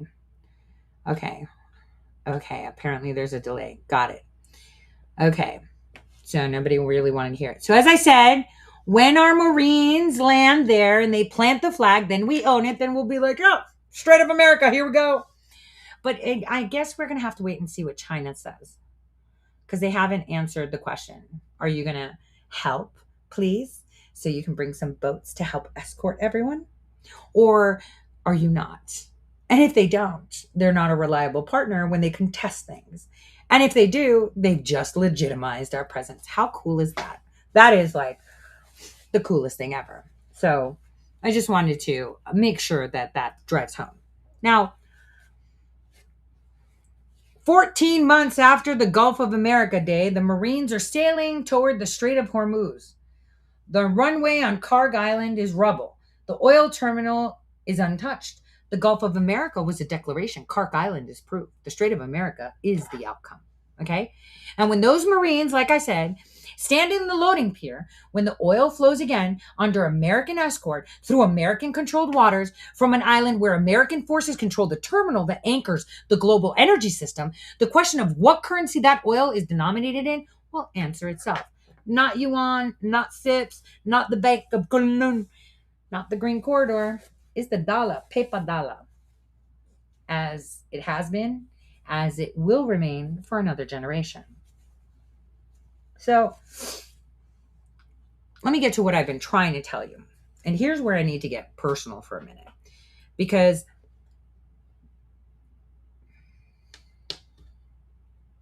on my show, we've been doing this work. And I need you to understand the full scope of what we've been tracking. Okay? So this war did not begin in February 28, 2026. All right? The initiation of the war actually began in 2017, not with bombs, with positioning, with the quiet decision to begin replacing Turkey with Greece as America's primary Mediterranean strategic ally. You're going to be like, with military infrastructure built at Volos. And I'm going to tell you something in a future segment about what happened to the fish in the rivers around Volos, Greece. I think I mentioned it years ago when it happened, when that underground military construction was completed, because that story was extraordinary and no one has connected it. With Russia being allowed to build its Red Sea presence, while America's attention is deliberately focused on the Persian Gulf, with China being given enough Iranian oil revenue to stay dependent on Kark while the trap was being set. This is everything I've been trying to tell you. This is not a war that started 3 weeks ago. This is accumulation of a strategy that has been 9 years in the making, and the architecture is complete right now, today, in real time, in a way that it has never been before. And the Marines are about 1 week away from Kark. The development road's north anchor, Turkey, is about to face the most serious strategic crisis since Ataturk. China's watching its Iranian oil supplies sit under American guns with no clean move available. Russia has its Red Sea base and its sanctions relief and Syria positioning. And the implicit understanding that the actual Turkey problem, right, is theirs to solve on America's behalf through means that America cannot employ directly. And the social media factionalism you've been watching. We're talking the right. The left's always, they don't even need foreign influence. But social media factionalism you've been watching, the foreign influence rhetoric, the pro-Israel means pro-America framing, right? The manufactured division in the MAGA coalition. I identified all of that as coordinated noise. Years ago, but more so in January. And it was. It was the information architecture of this strategy being prepositioned before the kinetic phase is activated. The hawks needed Trump locked into a maximalist objectives before the bombs fell, right? They were building a narrative infrastructure to make sure any exit looked like betrayal. I saw it. You saw it. We talked about it here before anyone else did any asking, right? Now, the things that are left standing during this war are what's important. There's a fuller account of this, a complete documented record that traces the strategy from November 8th, 2016, when a man descended an escalator and the press laughed all the way through today. And it covers every move, every placement, every piece positioned before the board was even visible. And that account is coming, and I'll link it when it's public. But here's what you need to know right now. This war was never about bombs. It was about architecture, building. What's best than to have a builder of a president, right? The architecture, though, of energy, the architecture of finance, the architecture of power. The missiles are the visible chapter. The real story is the system those missiles were deployed to preserve. The things left burning telling you who won the battle. The things that are left standing tell you who really won the war. So watch what burns in the Persian Gulf over the next 2 weeks. Watch every strike, every explosion, every CENTCOM statement. But watch it even more carefully when they show you what doesn't burn. Watch the oil terminal on Kark Island. Watch whether it stays standing. Watch whether a flag goes up at that pier. Because if it does, if American forces stand at the loading dock of the world's most concentrated oil export facility, the petrodollar doesn't just survive this war. It is reinforced for a generation. The Gulf of America was declared on January 20th, 2025. The Strait of America is being secured right now. The island is almost in American hands. The architecture is now complete. The rest of Washington is reading the rubble, and what you're hearing is the leftovers and crap.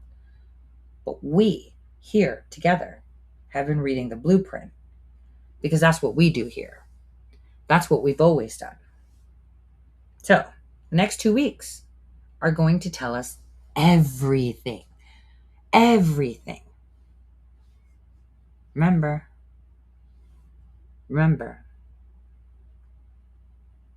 the things left burning tell you who won the battle.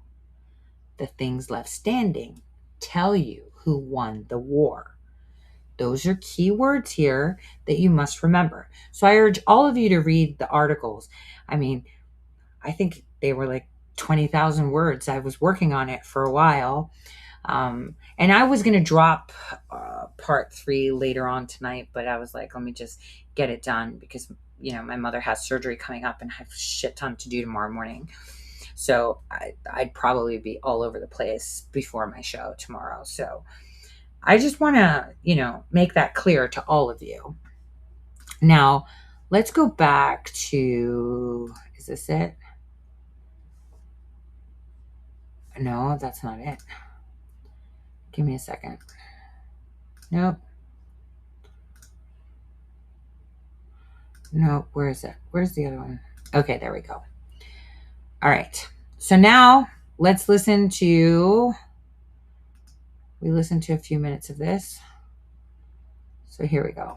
Let's listen now, with all that information that I gave you, let's listen to what President Trump has to say on Iran again.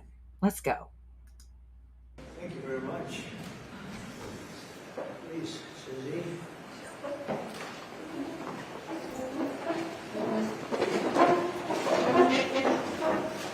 No place like the White House. Do we agree? Agree. Right, Mr. Kraft? No place like the White House. Thank you very much for being here. Appreciate it. And we'll maybe discuss a couple of general topics. This is a board meeting for the Trump Kennedy Center, but we'll go into a couple of other things that we have the media present. It's always present, unfortunately, constantly. And I'll say a few words about what's happening in the Middle East. And if you have a couple of questions, we'll do that, and then we'll get on with our board meeting. So thank you very much for being here. We have a wonderful group of very, very smart, talented patriots at this table. Our powerful military campaign to end the threats posed by the Iranian regime continued in full force over the past few days. They have been literally obliterated. The Air Force is gone. The Navy is gone. Many, many ships have been sunk. They're warfighting ships, but I guess they didn't know how to use them.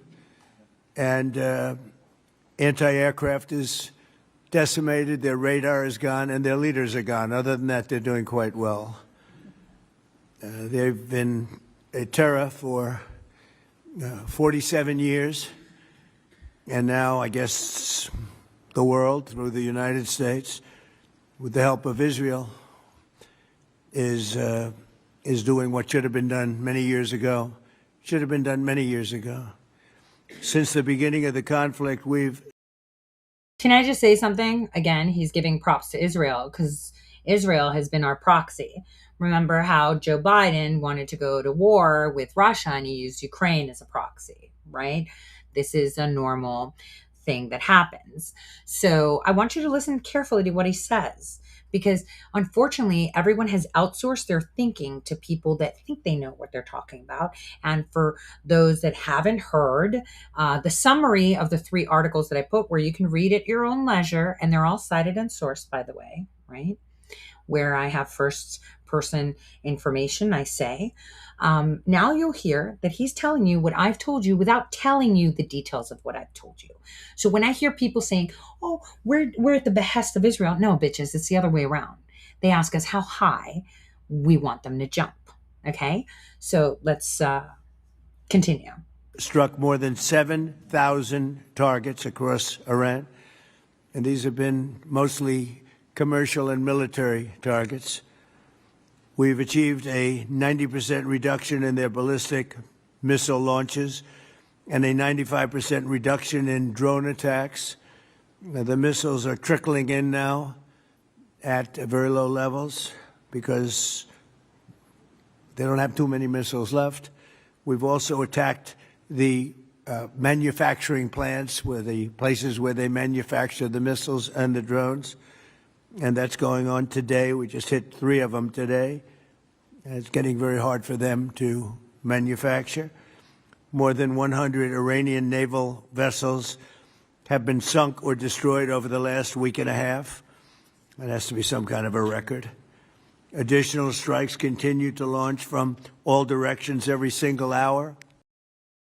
Can I just mention that March 7th, I repeat, over 2 billion tons of oil were transported from Iran on a ship while the strait was closed, remember that, to China, traded in yuan. That was the last time it happened. And see, this is why in January I said I don't want Mossad making my president look like a damn ass chump because they were flirting around with Kark Island, okay? Because we do that, not them. There will not be an Israeli flag on that bitch. It's going to be American because that's going to be the Strait of America. And that's how it's going to go. This is the only way we can control China's infiltration to the Western world. And I've made mention, it's not with troops. They're not like that, right? They're considered reliable on their deals. They work like the IMF, but they're better. And don't forget, they can have trade outside of the Strait of Hormuz, right? Because remember, they built that big ass railroad that goes to Turkey. That's the choke point from Turkey to go down to Africa and then Europe. Do you see why Turkey's important now? And this war is not really about Iran itself. It's just dressed like that. You need to listen to what he says next so you can see it. And as you know, we attacked Kark Island and knocked it literally, destroyed everything on the island except for the area where the oil is. I call it the pipes. We left pipes. We didn't want to do that, but that we will do that. We can do that on 5 minutes notice. It'll be over. But for purposes of someday rebuilding that country, I guess we did the right thing. But it may not stay that way. Just one simple word and the pipes will be gone too, but it'll take a long time to rebuild that. We are aggressively dismantling Iran's defense industrial base, and ability to rebuild its missiles and drone capability is getting down to close to zero. And we're hammering their capacity to threaten commercial shipping in the Strait of Hormuz with more than 30 mine-laying ships destroyed. We hit, to the best of our knowledge, all of their mine-laying ships. Now they can put them on other types of ships, I guess, and drop them in. But we don't know that any have even been dropped in. We're not sure that any have been. That's a big negative for them if they do it. It's a form of suicide. But we don't know that they have dropped any in. But we've hit all 30 of their ships and destroyed them. They're all at the bottom of the sea. We strongly encourage other nations whose economies depend on the Strait far more than ours. We get less than 1% of our oil from the Strait, and some countries get much more. Japan gets 95%. China gets 90%. Many of the Europeans get quite a bit. South Korea gets 35%. So we want them to come and help us with the Strait.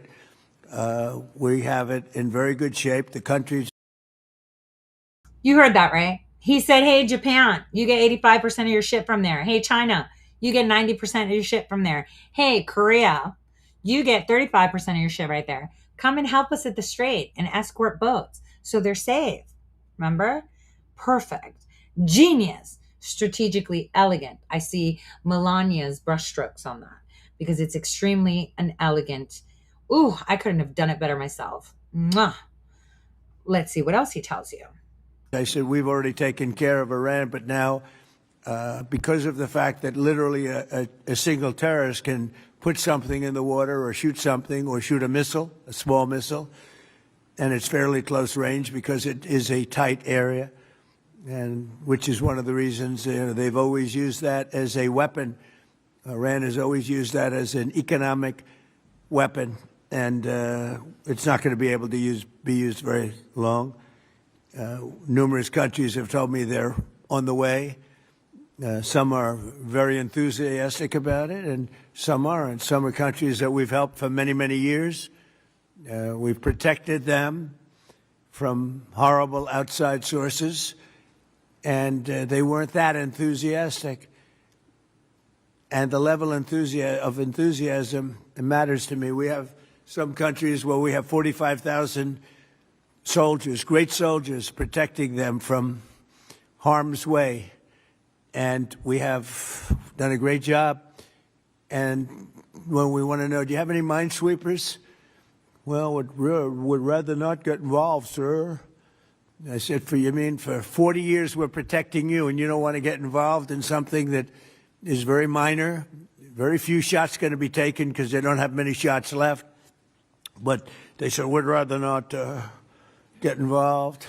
I just want the fake news media and everybody else to remember that that was said, because I've been a big critic of all of the protecting of countries, because I know that we'll protect them, and if we ever needed help, they won't be there for us. I've just known that for a long period of time, just like I knew about the Strait, that it would be a weapon, which I predicted a long time ago. Predicted all of this stuff. You guys were very generous in that. I predicted all of it. I predicted Osama bin Laden would knock out the World Trade Center. I made that prediction a year before he did it. I said, you better get him. He's a bad guy. I watched him be interviewed one time, and I said, that's a bad guy. You better get him. 1 year before, exactly. I wrote it in a book. You can even check. About a year before the World Trade Center then came down, President Clinton actually had a shot at him, and he didn't take it. Unfortunately, I'm not blaming him for that, but he didn't take it. And he ended up knocking down the World Trade Center, but I predicted that too. I predicted a lot of things. We strongly encourage other nations whose economies depend on the Strait for blood. I mean, these people literally need it. 95% of their energy or their oil comes out of the Strait, and they should be in here very happily helping us. And it's incredible. We have such great. We're number one in oil by double now. We drill, baby, drill. We're double any other nation, and it's going to be soon triple any other nation. And that doesn't include Venezuela, who's been great. By the way, the relationship with Venezuela has been fantastic. Millions, literally millions of barrels of oil are being taken out, and it's been a great help, and it's been to their great benefit. The president has done a really good job. We get along with him really well, but we've taken out millions of barrels of oil and brought to Houston and other places to the refineries. We have refineries set up specifically for that.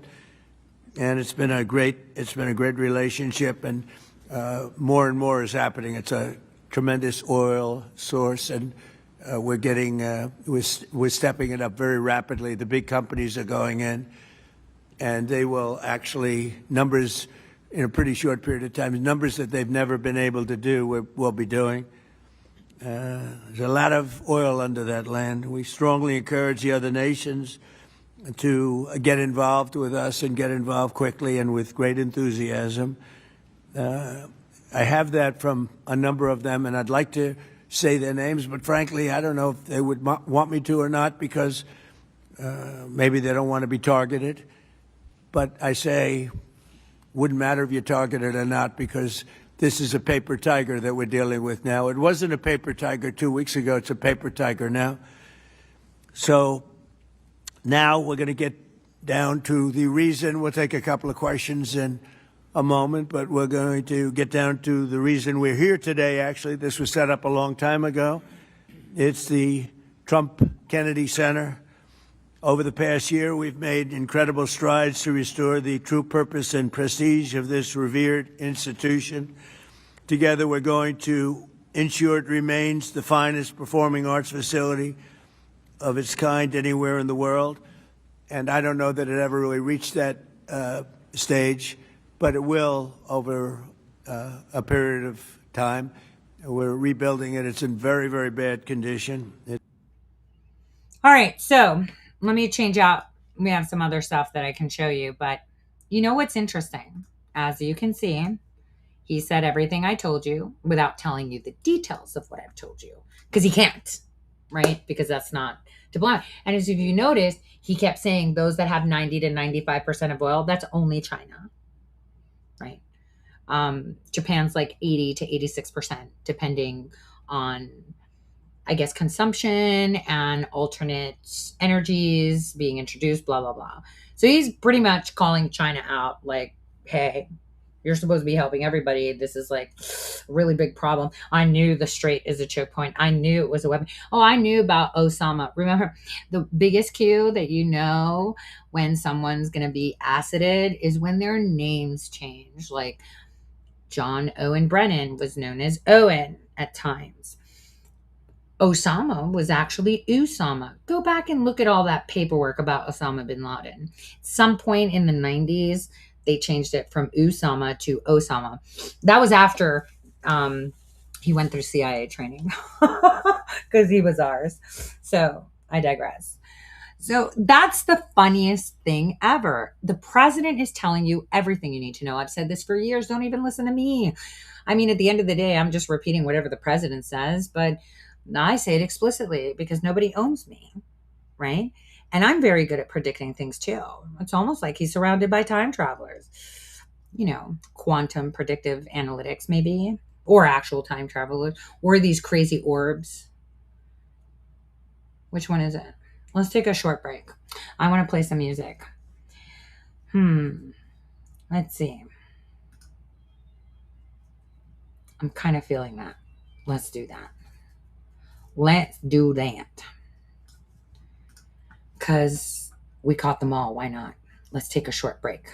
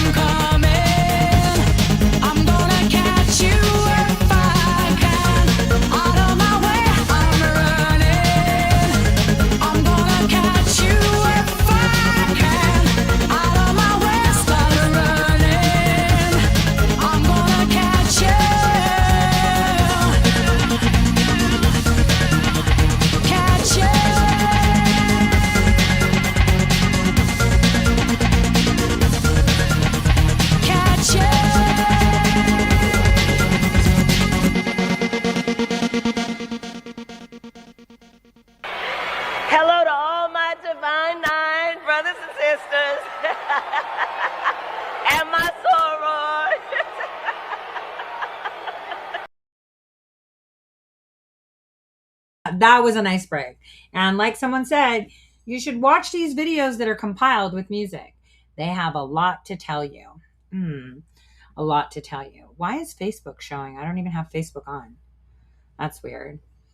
All right, so I want to show you some videos just to reinforce what I have been saying, just to show you what I've been saying. And also, just so you know, what the president talked about at the Kennedy Center came a few hours. And then from the second article announcing Susie Wells, maybe like 30 minutes after I dropped that. I just wanted to kind of reinforce that. Not pat on the back, just to show you who's actually credible and who's not. Did you hear anything that I've put out today from anyone else? Absolutely not.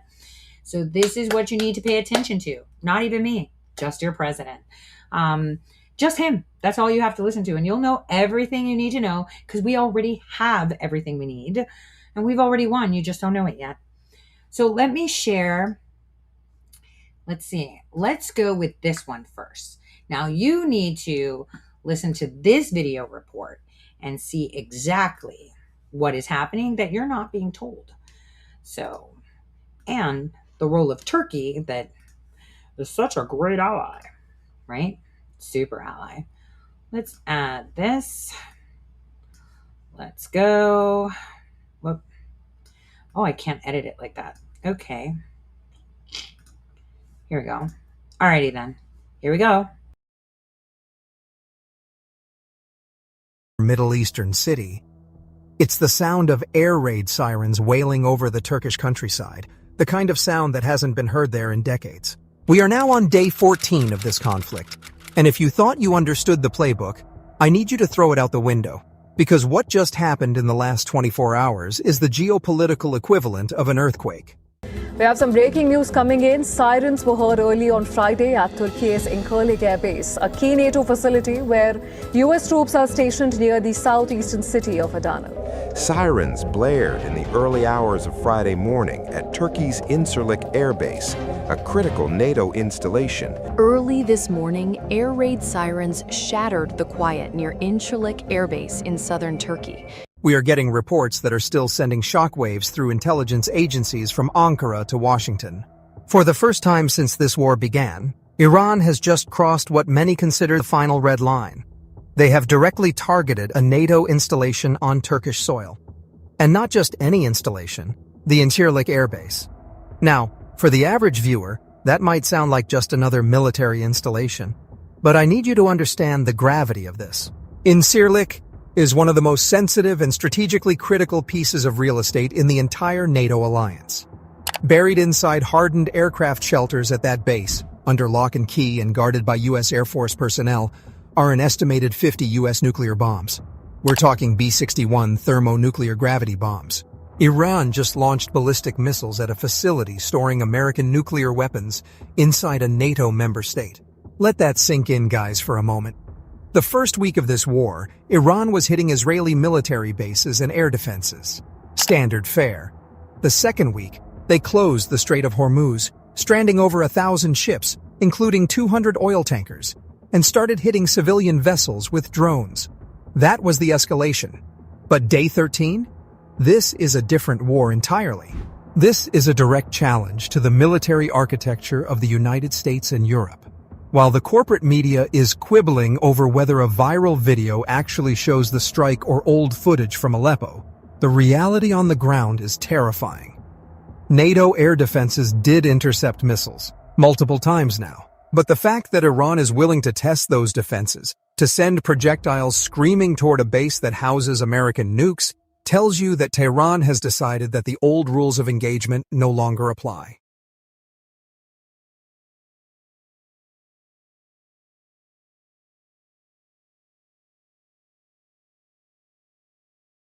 I just wanted to interject for just a hot minute, okay? Because my cat's coming again, so now everyone's going to see that I'm a cat lady. Give me a second. Let me just make this small. So I told you that Turkey was struck, right, by Iran. And I also told you that they haven't invoked Article 5 when they should. And see, if this was my script, and we know how Israel and Mossad are, they work on deception. I mean, it's almost like, remember when Zelensky threw a missile into Poland and said it was Russia, but it was his? Do you remember that when he did that? So now think about who really threw those missiles to Turkey to kick up the timeline faster, or to actually see where Turkey sits. Sometimes you can't tell people, you have to show them. And so now China is looking at Turkey like, what are you going to do? Europe is like, holy shit. NATO's like, damn, what's happening? And I've already told you how this war happens. About 8 years ago. I did. I don't do linear chit chat. I do very disconnected but I'm not scared anymore. So I'm just saying it straight out now. So pay attention to what is happening. Again, striking nuclear areas of Turkey. And Turkey did nothing. They didn't even say, hey, NATO, we were just like struck a few times by Iran. Like, we should get together. Because remember, Turkey is the second largest military of NATO. US, Turkey, and Greece. And this is why I'm going to put that link up when the whole tome is available publicly, so you can see exactly how it is. But to be fair, I've already told you everything for a long time while I stroke my cat like Mr. Evil, but I'm not evil. This is what happened. So listen to the reports that no one's telling you about.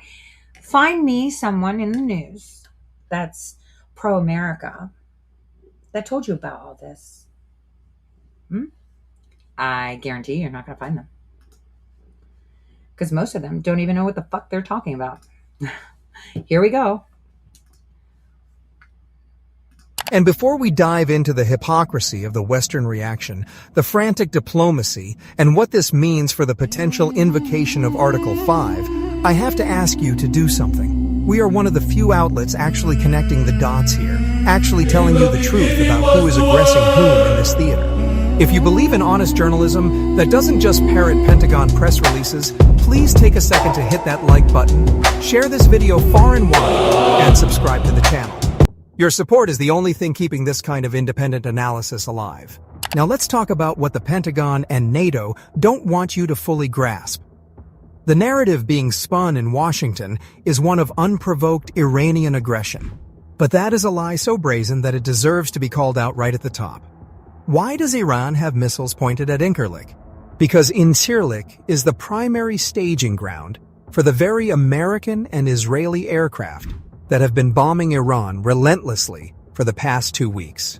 The United States has been using Turkish airspace. Despite Ankara's claims that they haven't given permission, the bombs are falling, and they're coming from somewhere, to conduct what is essentially an unprovoked war of aggression against the Iranian people. You have U.S. Air Force KC-135 Strata tankers refueling jets that are dropping munitions on Iranian cities. In fact, just in the last 24 hours, a U.S. KC-135 Stratotanker crashed in western Iraq. The Pentagon is calling it an accident, a mid-air collision. But Iranian sources and regional resistance factions are saying that aircraft was hit by missile fire. They claim all crew members were killed. The Pentagon denies it, of course, but what's interesting is the location and the timing. These tankers are the lifeblood of the air campaign. Without them, Israeli and American jets can't reach their targets deep inside Iran. So, while the U.S. is using bases in Turkey, in Qatar, in the Gulf states to choke the life out of Iran, they have the audacity to cry foul when Iran finally decides to hit back at the source. The hypocrisy is staggering. So, what exactly happened in this strike? According to reports filtering through Iranian news agencies like Press TV and the Tehran Times, the focus wasn't just on random military hardware, it was surgical.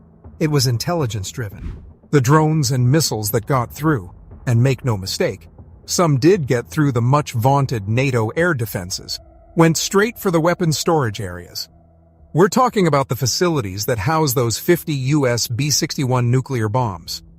Now let's be clear about the physics here. Conventional warheads cannot trigger a nuclear detonation. You can't hit a nuke with a missile and cause a mushroom cloud, despite what Hollywood tells you.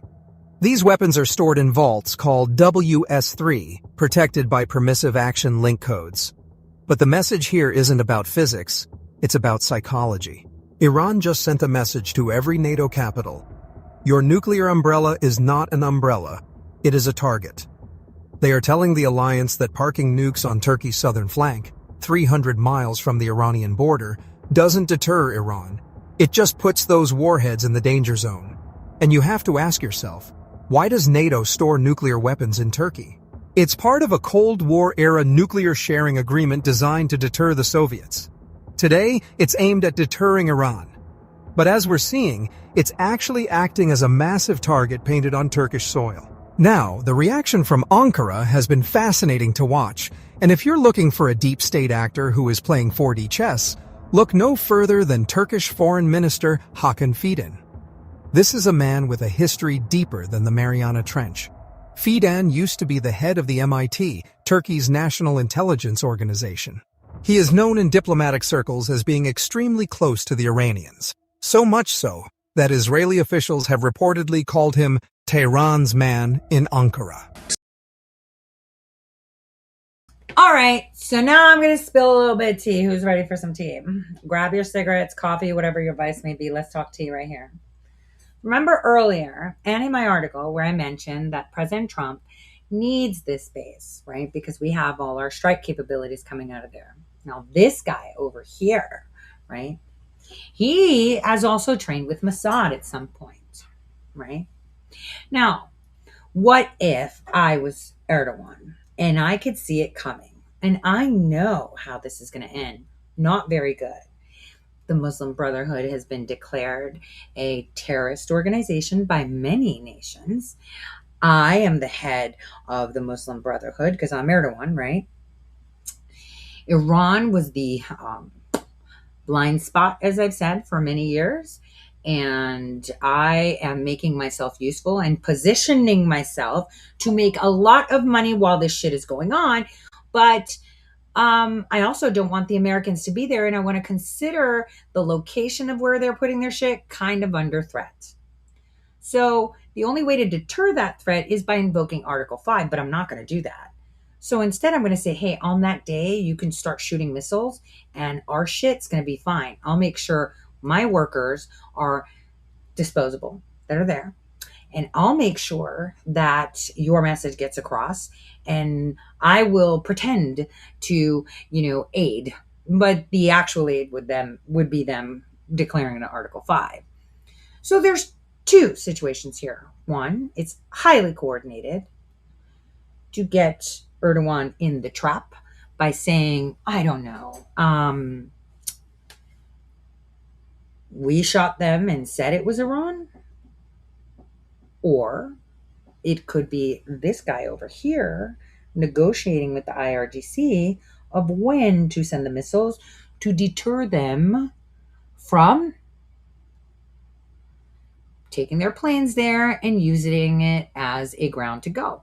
And, when you think about it, you're like, yeah, it's closer proximity to Iran, but we have one of the biggest and newest bases with heavy aviation power that's only American in the Mediterranean, maybe 600 miles away. Actually, I think it would be easier to fly from there than Turkey, with less eyes too, more eyes of our own. And you know what the funny part was? That wasn't Cyprus struck as well? Oh, so weird. Doesn't Cyprus have occupation right now going on since 1974 with Turkey having confiscated half their island? Right? I want you to start taking a look at the chessboard. This guy could be trying to play chess, but there's some people that are just better at it. Now listen to the rest of this report. Iranian President Mr. Van Massoud. Pezeshkian's statement today fits perfectly into the context which we have mentioned. That is, the statement of, we will not attack a place that does not allow attacks, and we apologize for having attacked so far, is essentially the statement that we have been emphasizing. We spoke with our Iranian friends. We said that if this is a missile that veered off path, that's a different matter. But if there's going to be more of this, it may be a one-off. But if there's going to be more of this, and our advice to you is to be very careful. Nobody in Iran should embark on such an adventure. Frankly, I discussed this issue with U.S. Secretary of State. President Erdogan has to make angry statements to appease the nationalist crowd. But Fidan is on the phone with his Iranian counterpart. He's protesting, yes, but he's also negotiating. Turkey is in an impossible position. They are a NATO member with the second largest army in the alliance. They host American troops and American nukes. But they also border Iran. They buy Iranian gas. And they share a deep suspicion of Kurdish separatist movements with Tehran. The smart money says Turkey is not going to trigger Article 5 over this. They're going to do what they always do: condemn, consult, and then try to mediate. They don't want a war with their neighbor, and they certainly don't want to be the excuse that drags all of Europe into a nuclear-tinged confrontation. And now, day 13, hitting Incirlik. Do you see the strategy? Iran is not fighting a conventional war for territory. They are fighting a war of attrition designed to impose costs until the West cracks. Every drone they launch costs a few $1,000s. Every missile the U.S. fires to shoot it down costs millions. Every time a tanker gets harassed in the Gulf, insurance premiums skyrocket and shipping grinds to a halt. Iran is playing the long game. They are betting that the American public, facing high gas prices and an endless war, will turn against this adventure long before the Iranian military runs out of missiles. And the U.S. keeps falling into the trap. The USS Abraham Lincoln, Iran claims it caused severe damage to that carrier. The Pentagon denies it, but they always deny it. What they can't deny is the optics. They can't deny that their KC-135 is lying in pieces in the Iraqi desert. They can't deny that a French soldier has been killed, the first NATO combat death. They can't deny that air raid sirens are now sounding in Bahrain, in Qatar, in every Gulf state that hitched its wagon to the American star. So where does this leave us? NATO is in a crisis. Their spokeswoman, Alison Hart, is issuing statements condemning the targeting of Turkey, but behind closed doors, there is chaos. Turkey is refusing to open its airspace fully for strikes on Iran, which is rendering the southern flank of the alliance useless. The United States is begging for a ceasefire. We've heard Trump's envoys are scrambling. But Iran is in the driver's seat now. Why would they stop? They have exposed the vulnerability of the nuclear storage sites. They have shown that American bases are not sanctuaries. They have demonstrated that they can reach NATO territory and make the alliance think twice about escalating. The worst day hasn't come yet. Because if Iran decides to really turn the screws, if they start sinking tankers instead of just stopping them, if they launch the hypersonic missiles they've been holding in reserve, we are looking at a conflagration that makes the last 13 days look like a skirmish. For now, the world holds its breath. Turkey is trying to walk a tightrope. Iran is playing chess while the U.S. plays checkers. And the people of the region are the ones paying the price for this insane, unprovoked war of aggression started by the U.S. and Israel. Keep watching. Keep questioning the official narrative. And for goodness sake, prepare accordingly. Oh, for goodness sake. We don't beg, right? And Israel, you see how they call it the Israel-U.S. war? It's not even about Iran. Like, at the bottom line, Iran is the excuse. All we need now is a North Korean U-boat to unify Korea real quick. We need a U-boat when our Marines come to see it. Now, remember, most of this reporting, this person is doing it from a lens of what he's seen. Now, while it's ridiculous because he doesn't know what he's talking about, he's responding to the things that are being put out, right? It's quite interesting to see how they see it. So, there's more. You should hear what Turkey has to say too, right? Let's look at that one. Give me a second. I've got one more. This just happened like a day ago. It's so interesting because, Turkey is really upset. It's a colossal mistake and we need to end this war and blah, blah, blah. We've got the war hawks of the Lindsey Graham likes and whatnot. Oh, this is how we're going to do it. We're just going to annihilate everyone. And let's keep the war going. Let's all make money. I mean, Europe's trying the war with Hungary and Ukraine. I mean, they need a war to make money, right? And this is what they're contemplating, but they're all focusing on Canada now because France is dumping a shit ton of money to protesters. Because I'm telling you, this winter, we're going to see a huge, big push. Hands off Canada, like the hands off Cuba shit. That's like old commie shit, right? They're recycling it. I've said this before. Evil people and with bad intentions can't be creative. They just reapply the same strategy with just like an upgrade to the way it is. So, when you actually start listening to the news and putting it together, you're very confused. But I'm telling you the simple. The war is not about Iran. And there's no fucking way anyone would follow Bibi into anything, right? He's an idiot, right? Complete idiot.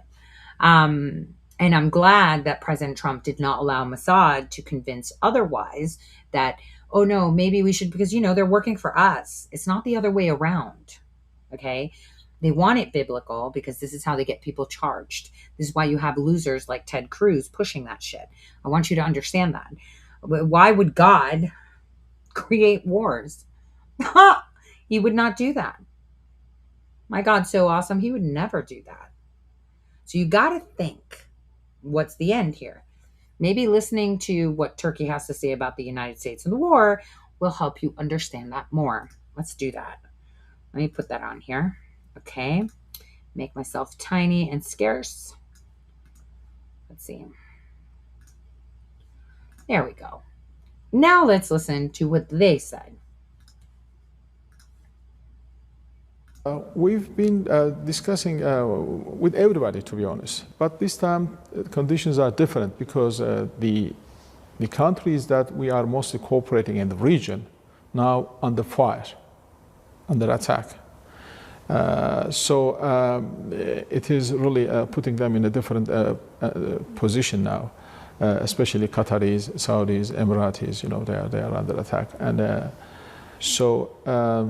the way the war started and the way that it escalated is wrong and a colossal mistake on everybody's part. So we are talking to Europeans, we are talking to Americans and some regional countries. Counterparts in Iran, are they ready to negotiate for a ceasefire at this stage? I think every 2 or 3 days I speak to my Iranian counterparts, and my feeling is that they feel betrayed because second time they were attacked, during the talks.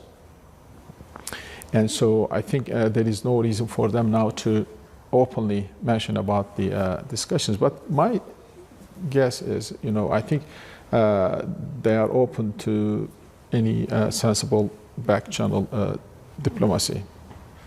At least they should be. They should be. I think some messages maybe back and forth carried, but first of all, we need to see the clear definition of the United States military objectives. So I think the President Trump is defining sometimes the military objectives. We need to come up with an endgame plan.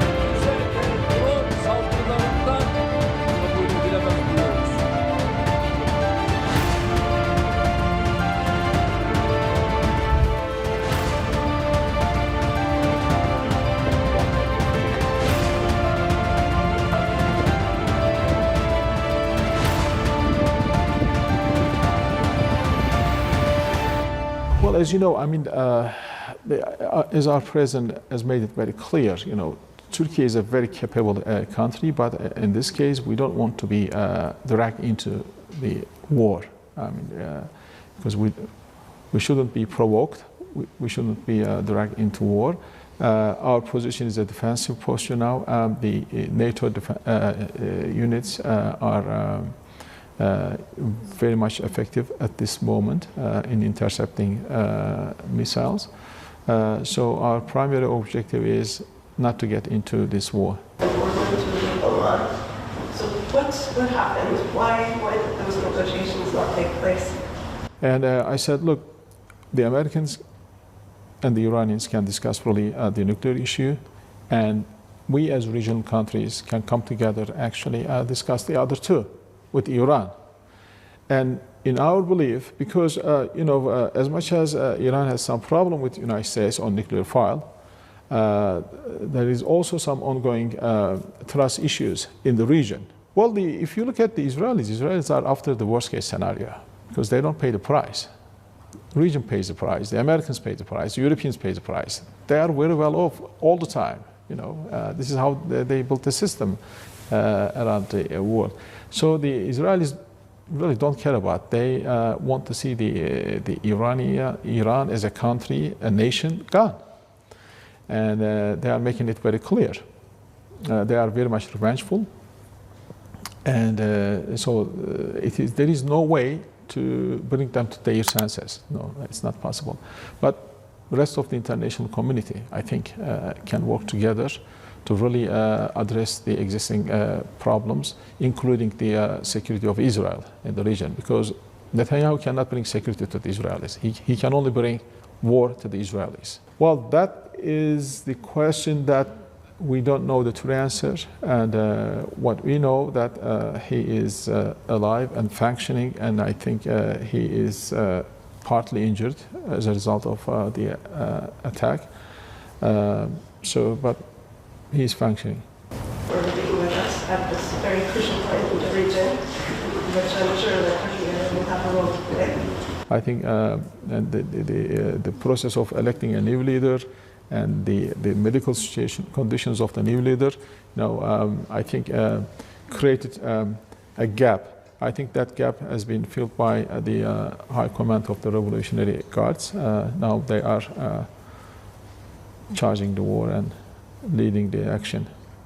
And structurally, as they have mentioned, they have autonomous command and control centers for different military units.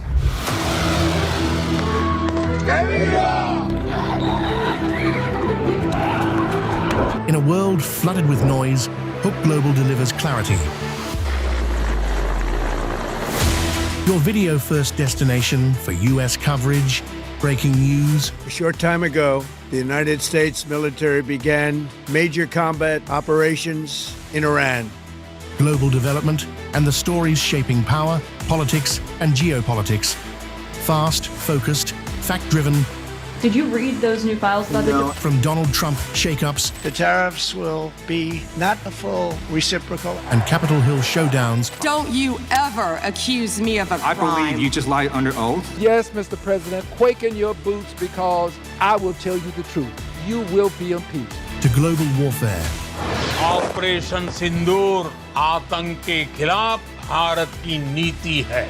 Diplomacy, elections, and shifting power dynamics. וביחס למה שנעשה בהמשך דין, יש לנו תוכנית סדורה עם הרבה הפתעות.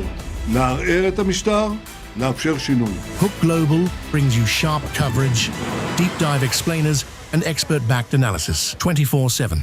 ایران شاید زخمی شود اما هرگز زانو نمیزند. دشمنان این ملت به ویژه آمریکای جنایتکار و رژیم منحوس صهیونیستی را For analysts, policymakers, globally curious minds. Free the hostages now. If you do, you will live. If you don't, Israel will hunt you down. Hook Global cuts through the chaos of international conflicts, economic tremors, or strategic global moves. You're in no position to dictate what we're going to feel. We cut through the chaos and deliver context that matters. Stay informed, stay engaged, Stay ahead. Get hooked on what matters.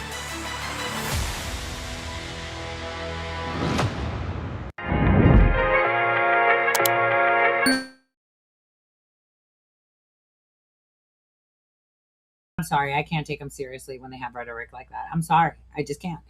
Deep dive explainers. And yet they're showing the grandstanding, impeached, impeached. Where's that video with all the people saying he will be impeached? Oh, and Obama. And it's like, So now you are starting to get a better picture of what this war is. And, unfortunately, in this day and age, in the age of information, ignorance, and I've said this so many times, is definitely a choice. And it's unfortunate because media outlets have sponsors. Sponsors are usually state-backed, and people need money. So they'll do what they need to do. And this is where we're at. Please take a read of my articles. I spent a lot of time doing them. The full report with the analysis that goes year by year, 2016 to 2026, unfolding how this is going to come, right, to be, is evident. To be fair, if you've listened to my show since 2018, you already know all this. And when you see this happening, you already know how it ends. This biblical, they want it to be biblical. They do. They do. You know what I want? Here's what I want. I'm going to tell you what I want. Because we're going to end here today. I'm going to tell you what I want. I want to be able to have a lawn chair to see a bunch of blue-haired individuals standing on a rooftop, holding signs like this, asking aliens to take them, and then get blown up. No, I don't want them to die, so that's not fair. But maybe peed on, something funny. We need an alien intervention. Someone said, are we there yet? I mean, that would be better because then it would destroy this whole plan that they have for so long. I don't like plans. See, when the plan was crafted over 2 decades ago, I was like, yeah, bet. Then it morphed into being good rather than bad around 2010. Bet. Let's go. But I have this, you're all going to laugh. Still have my broken iPhone. Still do. New phone is still here on the desk. Still don't have any time. I bought that phone in November and I still haven't swapped it over. But it's kind of like that. Your phones are rendered like ancient tech within like 12 months. Would a plan to de-escalate the penetration of non-biological entities, either manufactured by another nation like China, and non-biological means I don't have a body, right?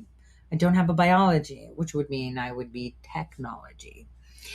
So non-biological entities, which are things like rock or,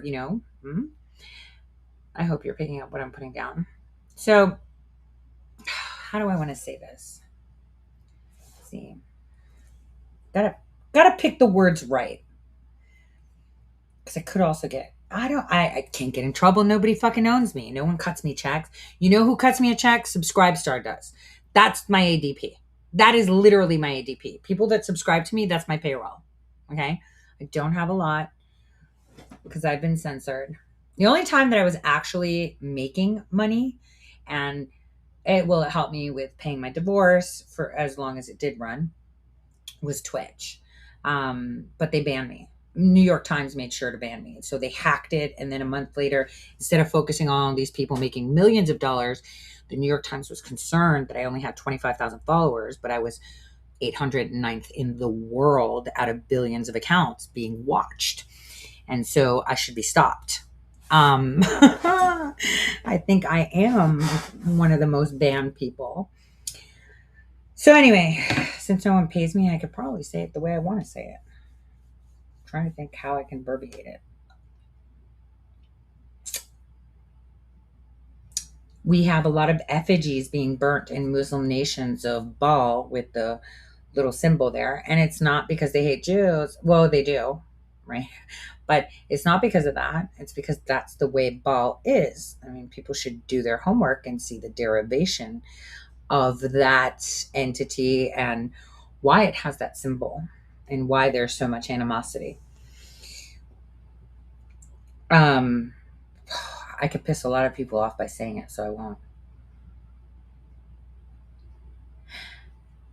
So 20 years ago, a plan was concocted to limit the ability for non-biological entities to be able to have hold of humankind.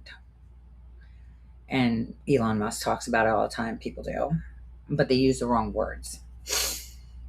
So if this phone is rendered old after a few months, could you imagine a plan that you set to actually target non-biological entities?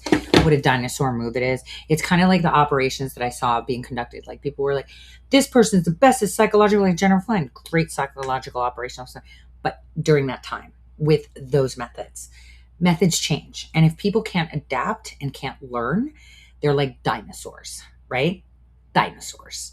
So it's kind of like what I told Roger Stone. Keep your Brooks Brothers shit. That shit worked in 2000, doesn't fucking work here. And yet there they were in Pennsylvania trying to recreate the Brooks Brothers event during the elections, right? It was so stupid.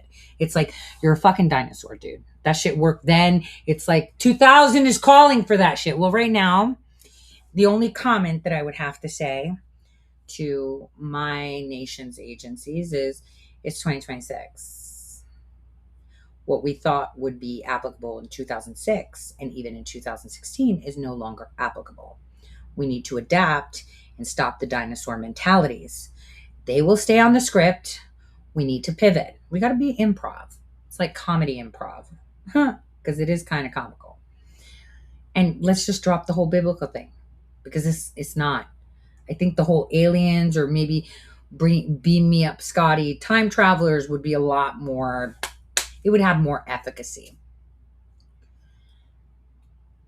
I really feel bad. And you know, Angela called me one day and said, you know, this is really pissing me off. This person is supposed to be a specialist, and I know for a fact they're lying. How do you call them out? You know, they say they link up with President Trump. And you know, I've told you that man is a genius. He keeps his enemies closer to him than a pacemaker is to a heart.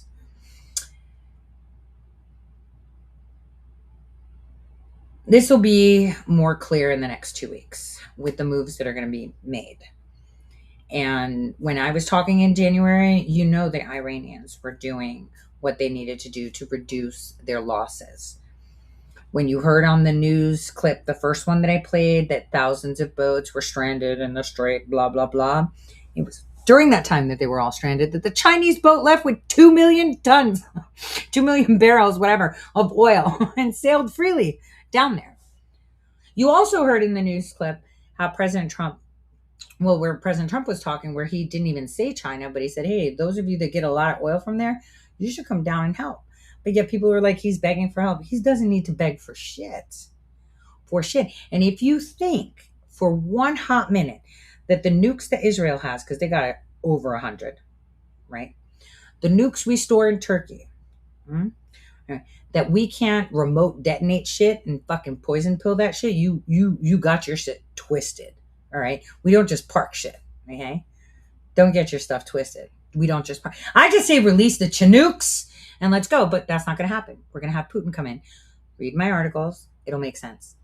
Hopefully tomorrow, from what I gather, we should have some good form of news.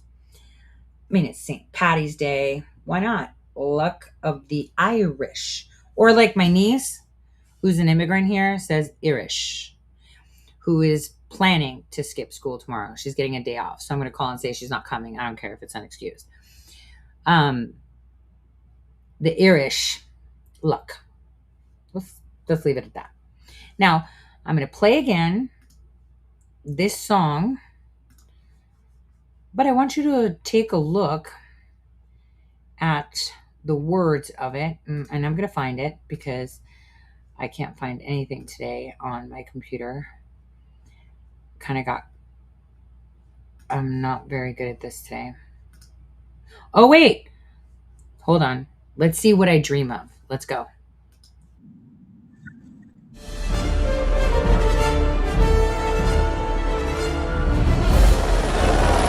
Los Angeles Police Department.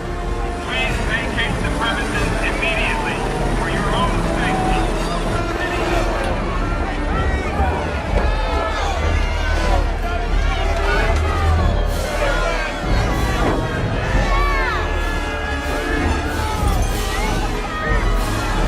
vacate the premises immediately for your own safety. You must leave now.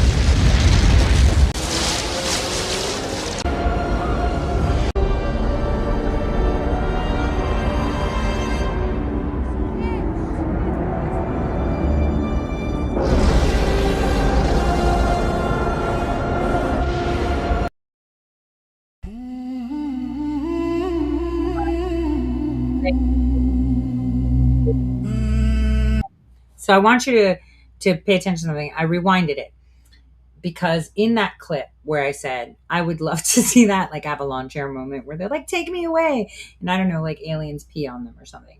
But in this case, in the movie, they were exploded. Doesn't that building look oddly familiar, like the building that was just insured in California for a lot of money for disaster? Kind of looks like that U.S. Bank building. I'm just throwing that shit out there. Kind of looks like that U.S. Bank building that was just insured in case of disaster in California. Just putting it out there. So before I close, I wanted to play a clip that I have posted before. Let me find it. I know I had it right here and I'm not seeing it now because I'm not very good at this. Here we go. Let me show you this clip. One thing that we have a problem with is our elections. I'm a whistleblower. I was right from the beginning. People can read my affidavit and say, why is this all coming out so many years later? Again, this was a play, a theater, a show to make a lot of people rich because they convinced other people that this was the way to go. And I was extremely hated for putting out the truth, you know, like John Solomon's going to tell everyone, oh, I just found this. And it's like, bitch, no, it's in my affidavit. Like I literally put that the Chinese had access to everything. Please find my affidavit that everyone scolded Sidney Powell for taking on. But you have to remember, Sidney Powell's not an idiot. She's a very smart person, a very good attorney, right? And the attorney that had me, disciplined had me, and helped put this together was important. So elections are extremely important. So I want you to watch this video because we need to keep talking about Tina Peters. Their operation is not going to conclude the way they want it to. It's not fair, and she's not going to Valhalla. Not on my watch. FBI, federal search warrant, come to the door. The Secretary of State weaponized her office against political opponents. Biden's Department of Justice wielded unnecessary force and intimidation to stop citizens from investigating their own elections. I was thrown into a cold, wet jail cell punished for exposing crimes in your Colorado voting systems, and I would do it all again. You've been watching political theater. They've taken their best shot, and I'll keep standing for you. TinaPeters.us.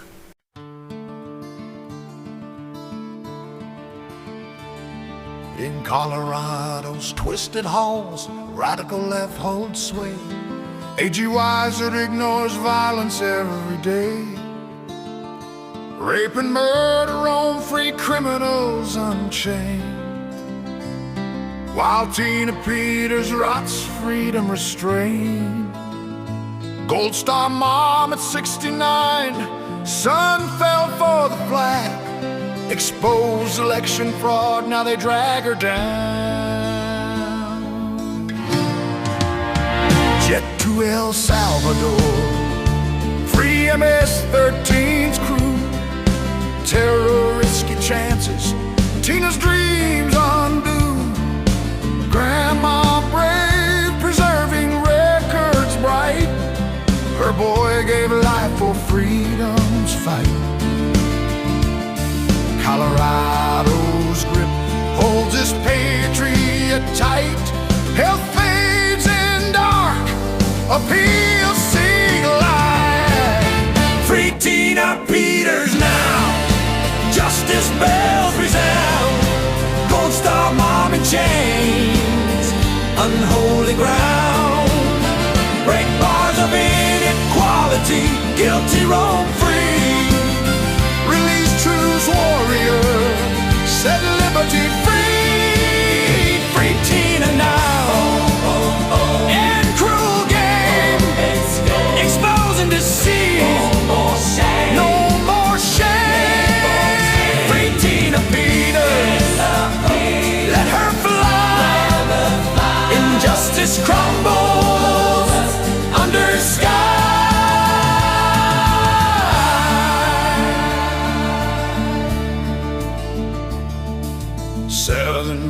Endless, longer than thugs' pain.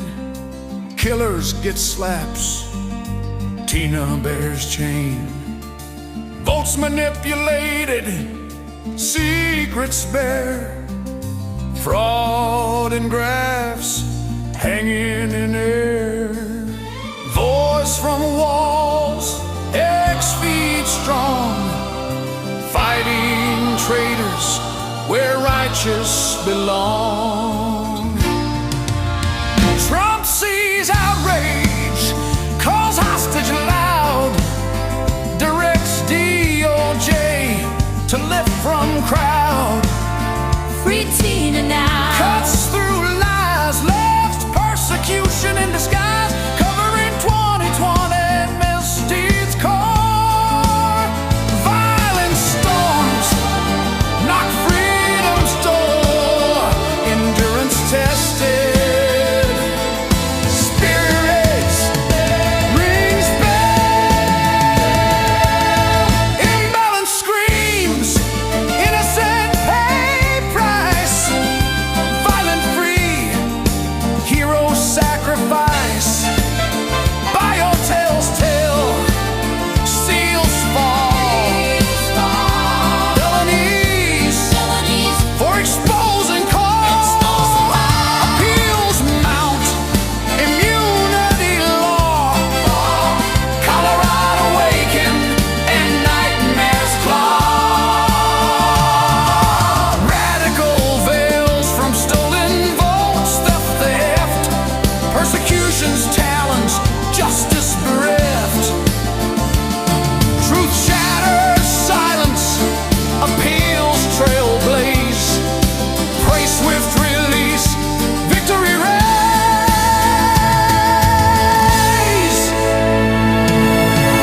Free Tina Peters now, justice bells resound.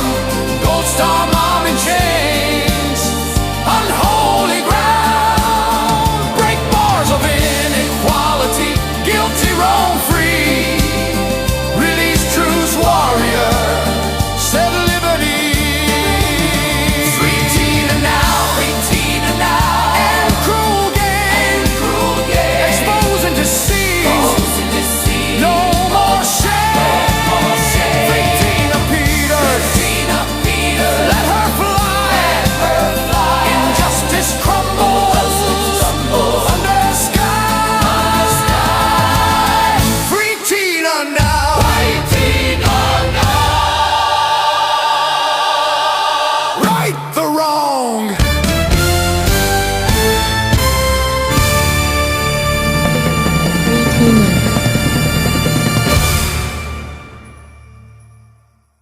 My name is Tina Peters.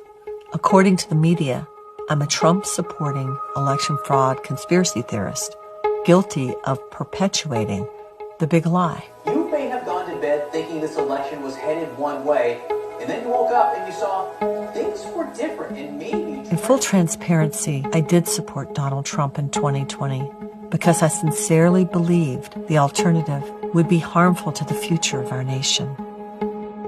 By admitting that, I realize I've already lost some of you. That's how polarized and divided we've become.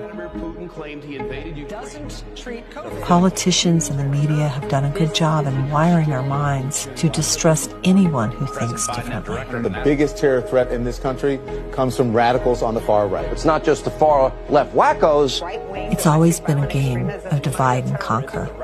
To gain the power and control they desire, our selected leaders will stop at nothing to destroy the lives and reputations of anyone who dare call out their big lies. You're not going to get COVID if you have these vaccinations. President Biden has tested positive again. Perhaps the greatest flaw in our human design is our propensity to forget. Nicotine is not addictive. Weapons of mass destruction. It seems every 4 years, the losing side cries. That our voting machines are too vulnerable. It is the voting machines that pose some of the greatest risks. And when they win, they claim. This is the most secure election in our history. Most secure in American history. A very safe and secure 2020 election. The 2020 election was the most secure in U.S. history. If our nation's voting machines were so vulnerable in the 2016 election, what changed in 2020? Nothing but the narrative. Before I was known as a crazy conspiracy theorist, I was a cancer survivor, a wife, and a Gold Star mom. In 2018, I was elected by the people of Mesa County to serve as their elections clerk and recorder. After the 2020 election, I was contacted by numerous individuals who all shared concern about the integrity of our local voting system. Considering my vantage point, I was certain that if there was any election irregularities, I would be the first to see them. It wasn't until the city council elections in April Here's a look at the unofficial results that I began to see things that I couldn't unsee. What I witnessed with my own eyes warranted a thorough investigation.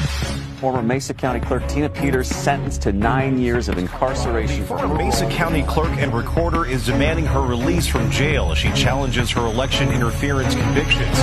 Peters is asking a federal court to free her from jail while she appeals her state conviction. This is the first time the Trump administration is getting involved in a state-level prosecution.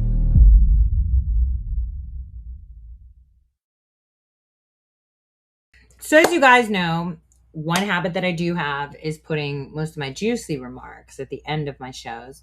And this is a pretty long show, so hopefully my archivist can split it up into like 2 parts. Now let's get back to the war in Iran quickly, just to kind of put a tap on it and cap it off, right?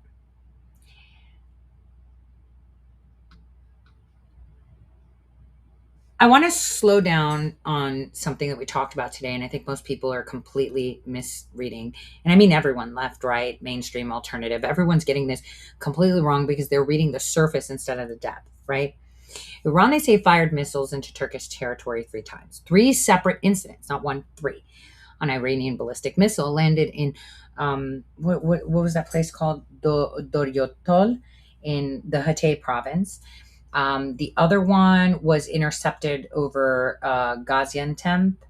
And the third one happened over the Eastern Mediterranean. Now, NATO air defenses, meaning the United States, shot them down. And every analyst and every fucking outlet responded the same way. Iran made a mistake, or Iran is getting sloppy, or it was a mistake, or Iran is escalating recklessly beyond the calculated targets. Now, I want to ask you a different question. What if Turkey wasn't a mistake? What if those missiles, or at least some of them, weren't accidents at all? What if they were a message? And what if Erdogan knew they were coming? Now, I know how that sounds. I know, but stay with me, right? Because when you lay out what we actually know about what happened and what didn't happen in response, right? And what Erdogan did immediately after, a very different picture actually emerges, right? And it's a picture that connects Cyprus, China, Iran, Russia, and NATO nuclear weapons sitting in Sirlik Air Base, the one in southern Turkey that the clip was talking about. And this should make every American strategist deeply unfucking comfortable. So the missiles didn't trigger Article 5, which is normal. So let's establish this baseline first of what happened. Iran fired ballistic missile that was intercepted by NATO air defense, and debris landed in Turkish territory. Then the second missile was intercepted over Turkish airspace. Then the third incident, 3 times. Iranian ordnance either landing or transiting in the territory of a NATO ally. Now, do you know what happened in 2015 when a Russian jet briefly crossed into Turkish airspace during bombing operations in Syria? Turkey shot that bitch down the same day. No hesitation, no consultation, no diplomatic phone calls. Turkey shot down a Russian fighter jet for a single brief airspace violation and launched a full diplomatic crisis with Moscow that lasted months. But now Turkey absorbed 3 Iranian missile incidents, 2 of which directly impacted its territory, and its response was to summon the Iranian ambassador for a stern conversation. And a very warm one, as you saw. That's it. Summoned the ambassador, issued a statement about how Turkey had issued warnings, and said its top priority was staying out of the fire. These are not responses of the same country that shot down a Russian jet for minor airspace incursions. These are responses of a country that has made a calculation, a deliberate, strategic, premeditated calculation that these missiles serve a purpose that is more valuable than the outrage they should have provoked. And here's where it gets extraordinary. And what I want to give you is a specific detail that I don't think you got. And maybe I didn't give it enough attention, or people didn't. Well, nobody gave it attention, really. The attention it deserved. Anonymous Turkish officials claimed that the first Iranian ballistic missile was not actually aimed at Turkish soil at all. They said it was intended to strike a base in Cyprus, and it transited Turkish airspace en route. Cyprus, right?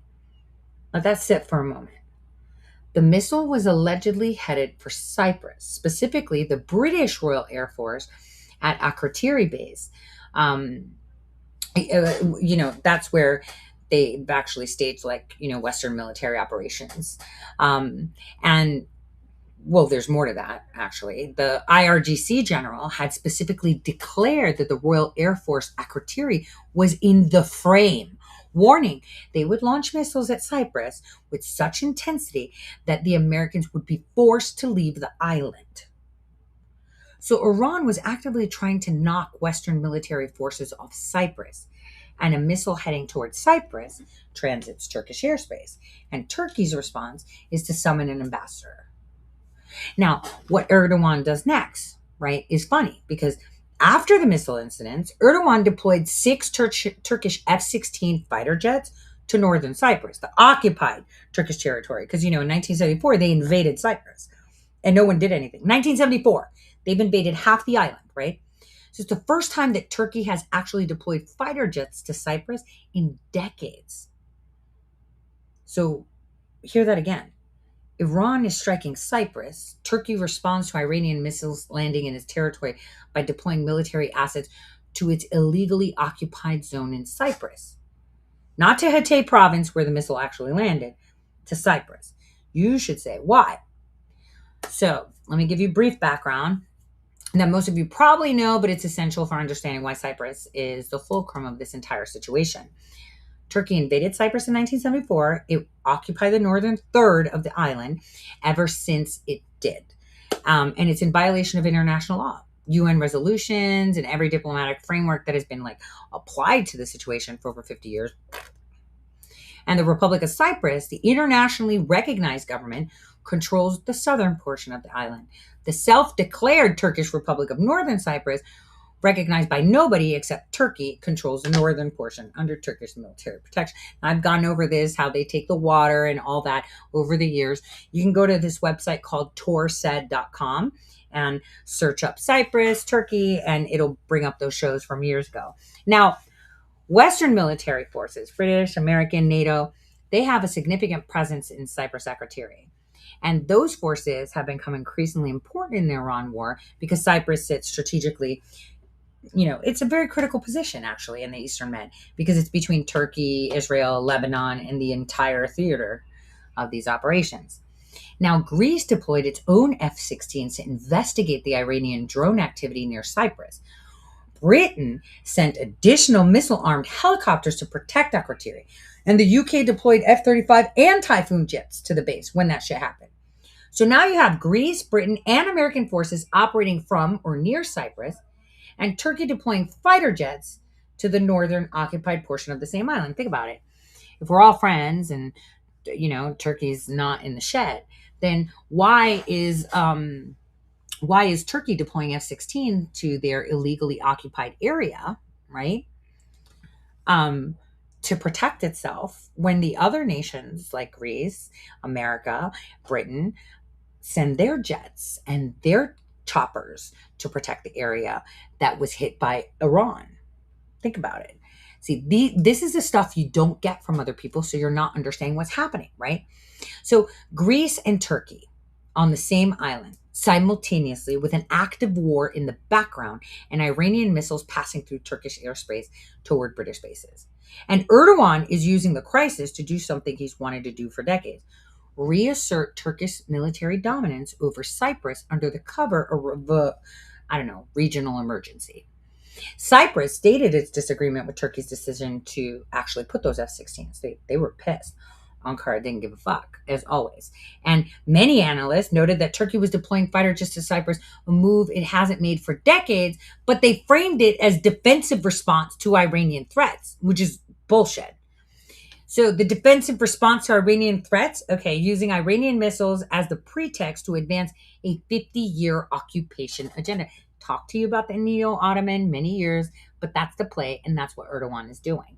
Now, were those missiles a mistake? Was Iran being sloppy, or were those missiles the most convenient possible gift Iran could give Erdogan, the crisis that allows him to deploy military assets to Cyprus under international cover, frame it as NATO security rather than colonial occupation, and advance his Eastern Mediterranean agenda while everyone is watching the Persian Gulf? And here's where I want to take this one step deeper, because I think it goes beyond convenience. I think it might be coordination. Consider what Erdogan has done since the war began.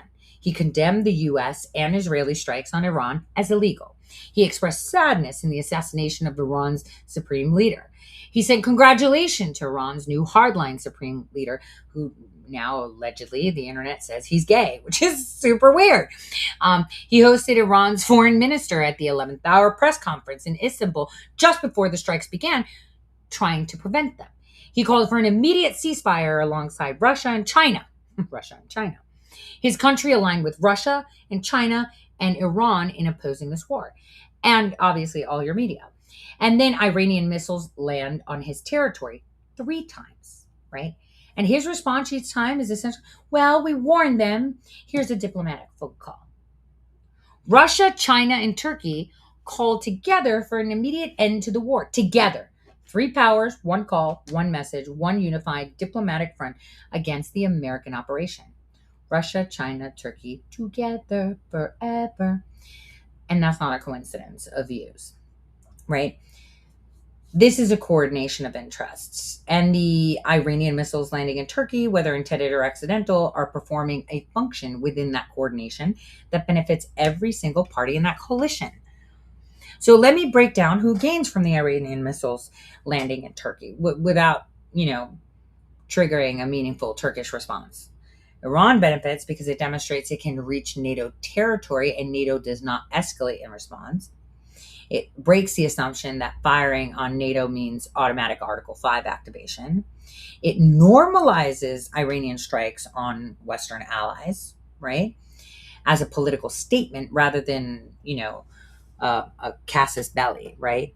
And every time Turkey absorbs an Iranian missile without invoking collective defense, the deterrence value of NATO membership is degraded. Basically, they're killing NATO. China benefits because every day that Turkey maintains its position outside the American-Israeli coalition, the development road, that 17 billion overland trade corridor from Iraq's Persian Gulf coast to like Turkey's port in Mersin, well, that remains viable to China, which is co-financed by, this is a co-financed corridor through Qatar and the UAE, who are also being hit, by the way. Right?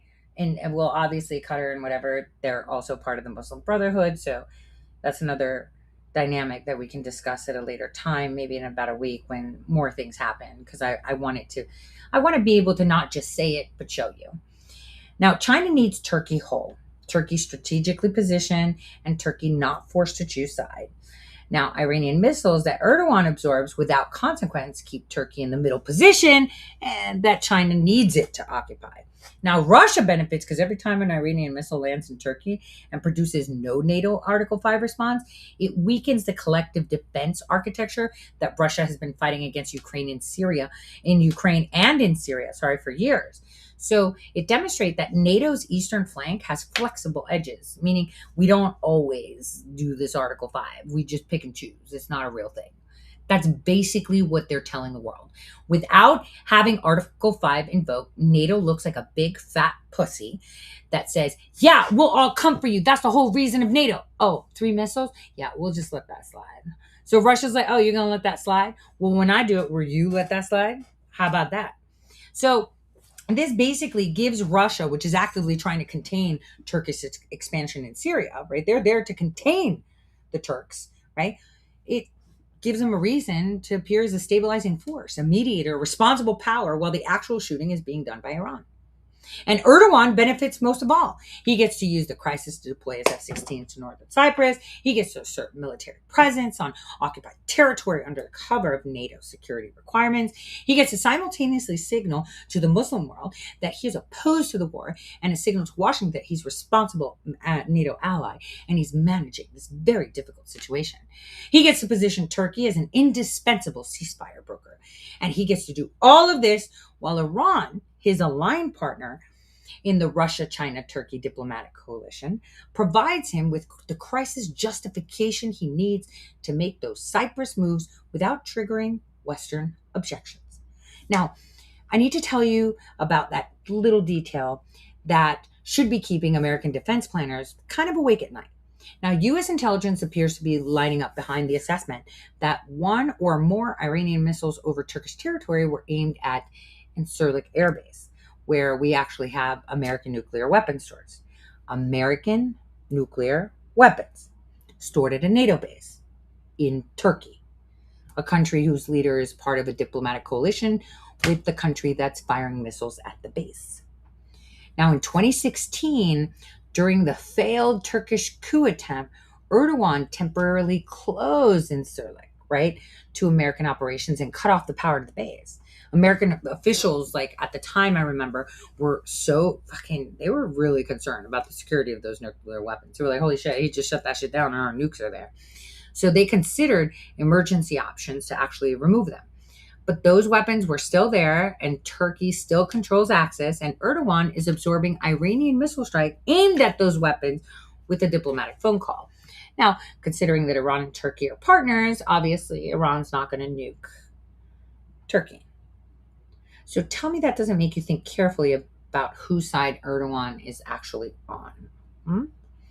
Now, to give you the full synthesis, because when you put Cyprus and Incirlik and the diplomatic coalition and the missile response all together, what you see is not a Turkey that's caught between two sides. What you see is a Turkey that has chosen a side, the Russia-China-Iran axis, while maintaining enough NATO cover to protect itself from consequences and enough personal chemistry with Trump to stay on the board of peace. Now, Erdogan is simultaneously in the room where American strategy is discussed and in the coalition opposing it. He's simultaneously a NATO ally and an aligned partner of the nations this war is being fought against, right? It's weird. He's simultaneously absorbing Iranian missiles in his territory and deploying military forces to actually invoke and advance decades-old occupation agenda under the cover of a crisis.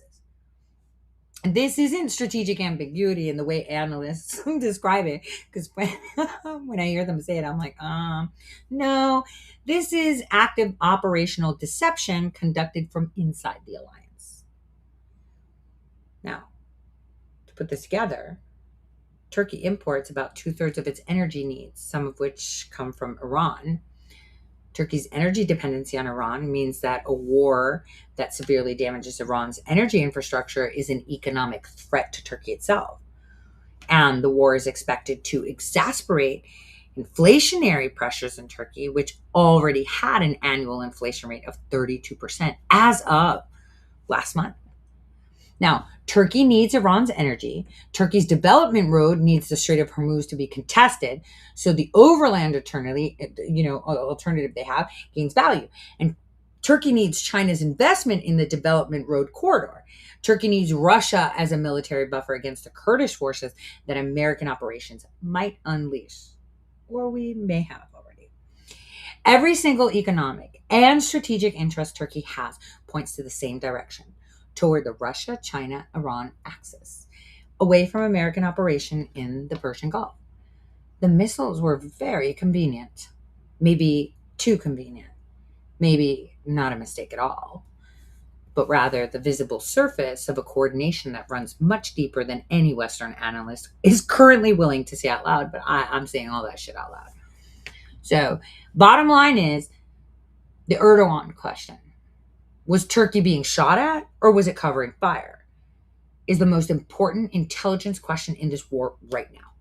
Because the answer actually determines whether Turkey is a troubled ally that needs careful management, or a very sophisticated adversary that has infiltrated the alliance's highest councils while coordinating its enemies. And the evidence is obviously in front of us. The muted responses, the Cyprus deployments, the diplomatic coalition, the development road interest, the Incirlik vulnerability, the Iran congratulation, all points to the second answer more strongly than anyone in the mainstream media wants to even acknowledge. I'm not saying that Erdogan is a secret Iranian agent, because he's not. He's something more sophisticated and more dangerous than that. He's a transactional power maximizer who has concluded that in the current board configuration, the Russia-China-Iran axis serves his interests better than the American-Israeli axis, which, he does while maintaining the NATO membership to prevent any of them from targeting him directly. Like I said, President Trump is indirectly paying Russia by easing sanctions to take care of that for us, because he can't do it directly because Turkey is an alleged ally. But remember, first biggest military in NATO is the US, second is Turkey, third is Greece. So if you take 1 and 3, you could definitely take out 2, right? So the missiles landing in Turkey might be the most important thing that has happened in the war, not because of the damage they caused, but because of the actual response that they did not trigger. So, like I said, we're going to be watching Turkey for the next 2 weeks. Watch Cyprus, watch Incirlik, watch whether Erdogan's ceasefire diplomacy positions him as the indispensable broker or exposes him as an inside player for the opposing coalition. Because if it's the latter, if what we're watching is Erdogan providing diplomatic cover and strategic positioning to Russia, China, Iran axis while collecting American Board of Peace goodwill, then the most dangerous actor in this entire conflict is not Tehran. He's in Ankara with Trump's personal phone number and F-16s in Cyprus. I want you to think about that for a second, right? And so I'm going to tell you how this is most likely ending. Well, is going to end. Not most likely, is going to end. And not how it might end. I'm not going to give you 4 scenarios, not the probability matrices, not the analytical hedging. You've probably heard all of that, and you can read all of that in my articles. I want to give you a clean version. The honest version, the one that becomes obvious when you stop looking at the surface and look at the actual scaffolding, the structure underneath. Russia will follow through. Not because Russia wants war with Turkey. Russia has never wanted a direct war with Turkey. They've danced around that collision for like centuries. The Ottoman Empire and the Russian Empire, two post-imperial giants who've been circling each other since before either of them were called by their current name. Every time they've come close to the edge, they've pulled back. The 2015 jet shootdown, right? The 2020 Idlib strikes that killed 33 Turkish soldiers. Every time a phone call, a summit, a deal. The Astana process. We've talked about Kazakhstan. We've talked about Astana. You can go visit that. The Sochi Agreement. Erdogan and Putin shaking hands over Syria. They were both trying to dominate. But here's what's different this time. Both of Russia's Middle Eastern pillars are gone simultaneously for the first time ever. Syria fell into Turkish-backed forces in December 2024. Iran is being systemically degraded right now. Russia fears that further escalation between Iran and Israel and the U.S. could endanger of what remains, of its economic and military position in the Middle East. Seeing an ally like Iran constantly bombed barely a year after a Russian, allied regime in Syria fell to Turkey-backed Islamists would not only further diminish Moscow's power, but terminate it completely. And Russia's watching its entire regional architecture collapse. And it has watched it collapse at Turkey's hands more than anyone else's. There is like a certain threshold for every nation, at a point with the cost of restraint exceed the costs of action.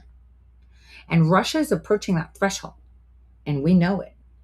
And the Iran war, the distraction that America has handed to Moscow while Putin secures Port Sudan and builds a Red Sea intelligence network, repositions Syria and collects American sanctions relief.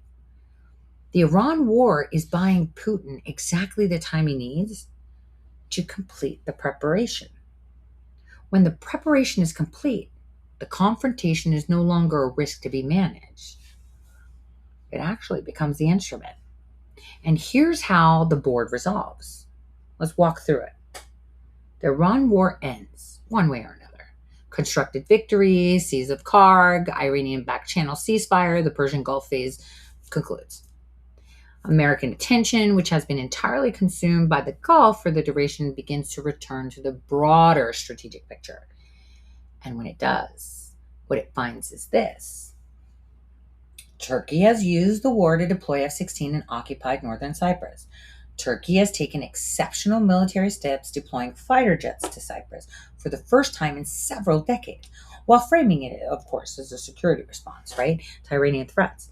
The occupation of northern Cyprus, which has been frozen for 50 years, is now being actively reinforced under wartime cover. Turkey has used the war to accelerate the development road, the 17 billion overland corridor from Iraq's Persian Gulf to the Med, while the Strait of Hormuz was closed during the Iran war, and the entire world was desperately searching for alternative trade routes. And obviously, Turkey made a coin on that. I'm speaking post-war now, right? And Turkey has used the war to advance into Kurdish territories in Syria, with Turkey's Ministry of National Defense saying Syria and Turkey were one state, one army, and vowing to eliminate what it called terrorists present throughout Syrian territory. Every move Turkey made during the Iran war, and I'm talking past, because maybe I'm a time traveler, and so every move during the Iran war, actually advanced Turkish interests at the direct expense of Russia's residual position in Syria and Russian interests in a stable post-Iran regional order. And Russia watched all of it. During the whole Iran war, they watched all of it carefully, patiently, while collecting sanctions relief and building its Red Sea base and repositioning in Syria's south, while nobody was watching. Russia had been rebuilding its Syrian security partnership, intensive dialogue between Russian and Syrian defense ministers, our guy. Discussions on expanding Russia's deployment on Syrian territory.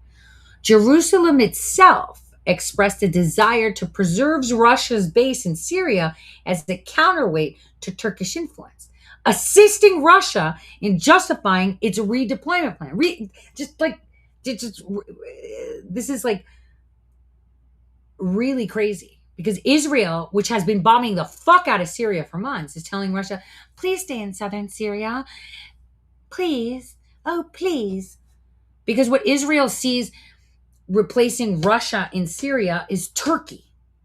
And Israel fears Turkish-dominated Syria more than it fears Russian-based, rights.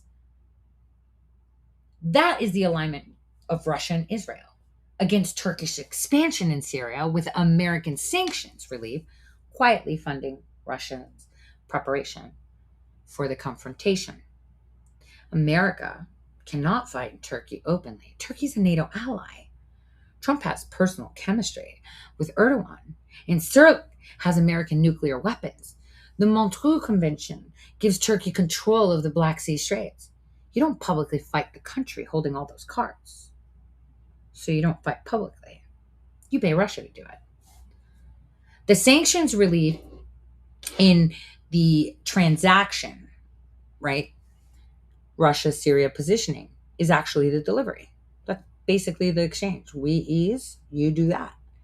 And when the Iran war closed, that was one book in the chapter of this grand strategic competition. Russia's going to open the next chapter once that's done. And it's going to be 6 months long. The one that contains the answer to the Turkey question that America can't answer directly. And here's what Russia gets when it follows through. Turkey loses forefront pressure simultaneously. Greece activating its Eastern Mediterranean claims. Armenia remembering what Turkish-backed Azerbaijan did to them twice. Kurdish forces in Syria and Iraq and Iran are finding the moment after decades of partnership with American Special Operations Forces and Russian military pressure from the south of Syria.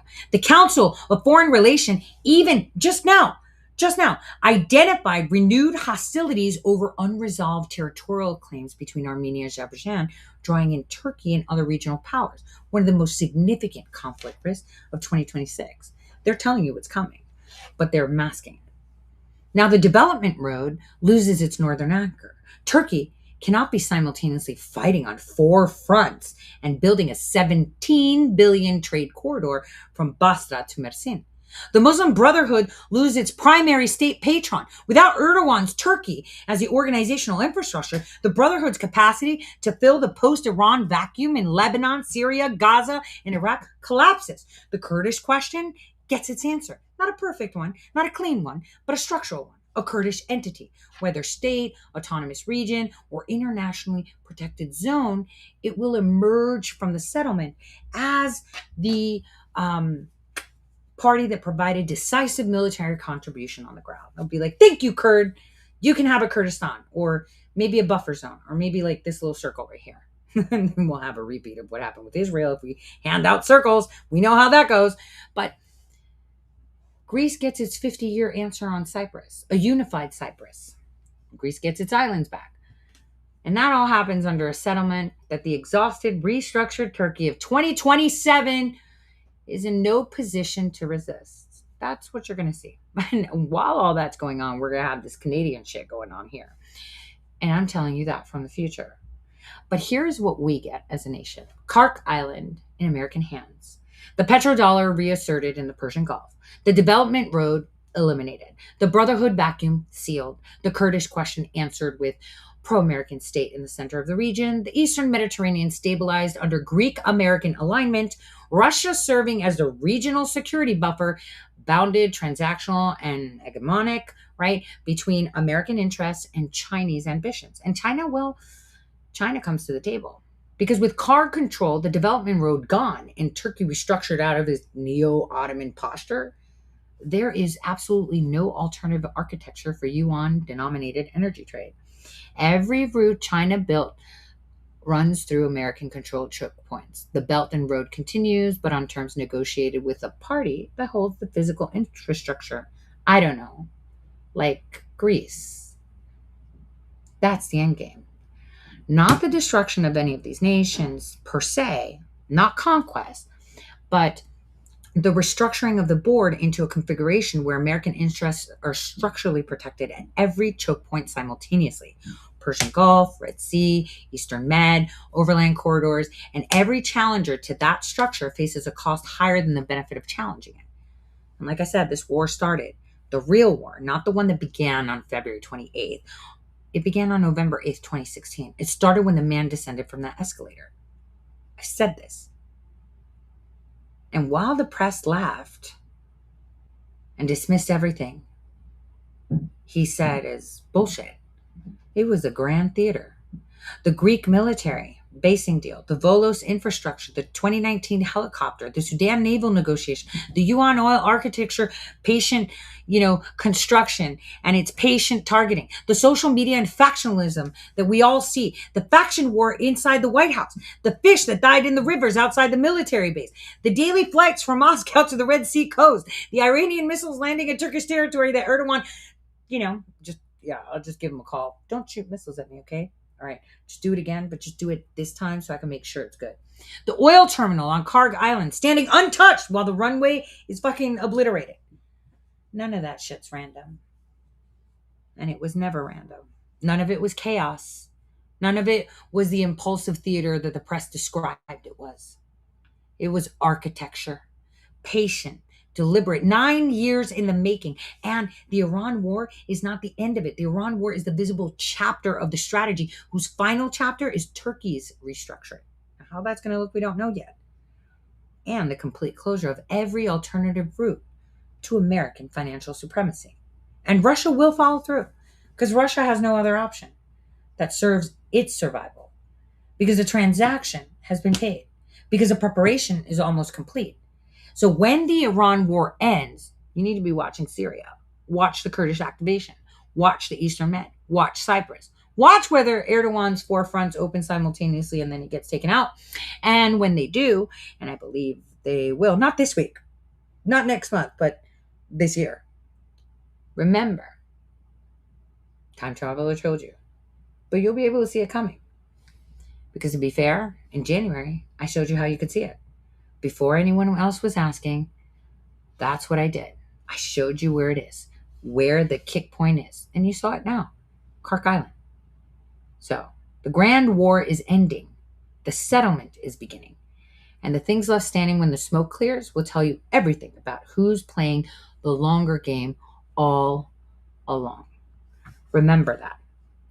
Don't ever forget that.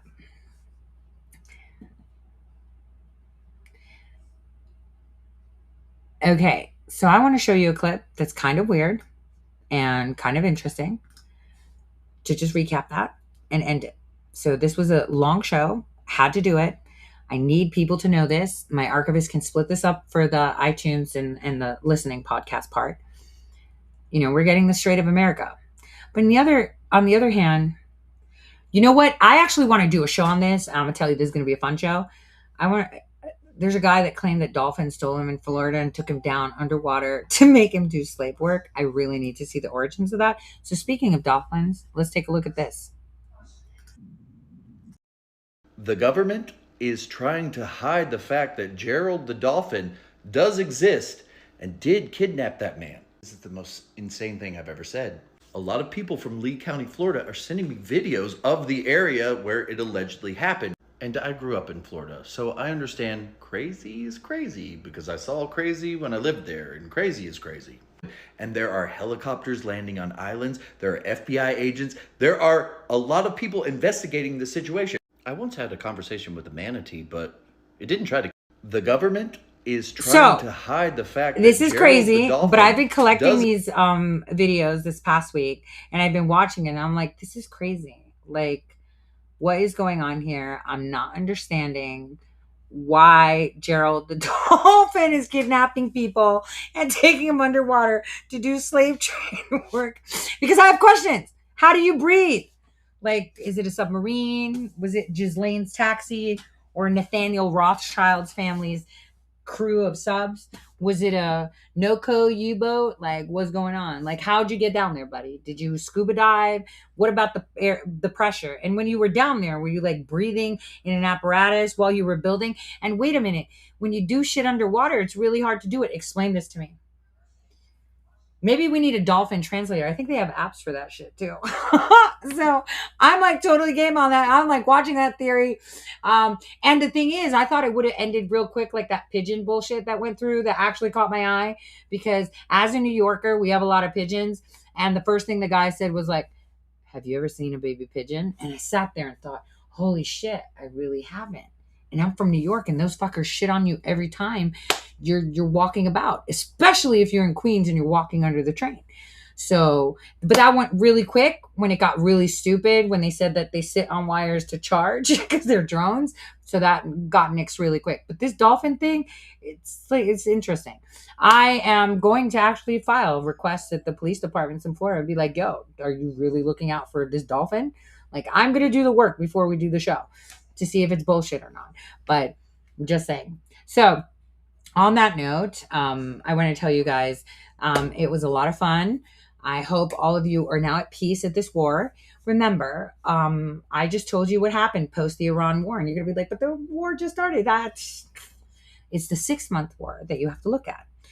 The 6-month war. When you see Greece already had talks with Turkey. So that was interesting. And Turkey's getting aggressive. Like I said, they've been using this cover of this war to put F-16s there. And China's boxed in. So China's fucked. So how about that? Maybe they'll be kinder. So before we go, I want to show you guys a little bit more about elections, a video about elections.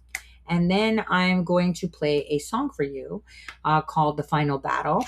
Now, in that, there's video. If you can, when you have time, please slow it down and take a look at the visual.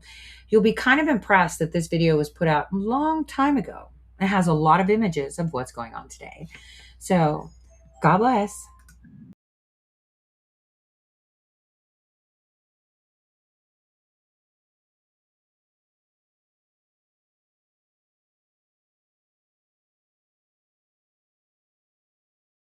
Wait, somebody send this to John Solomon after he does his expose, how he totally knew that China had shit, because it was in my affidavit. Just saying. Okay. I'm just being a bitch.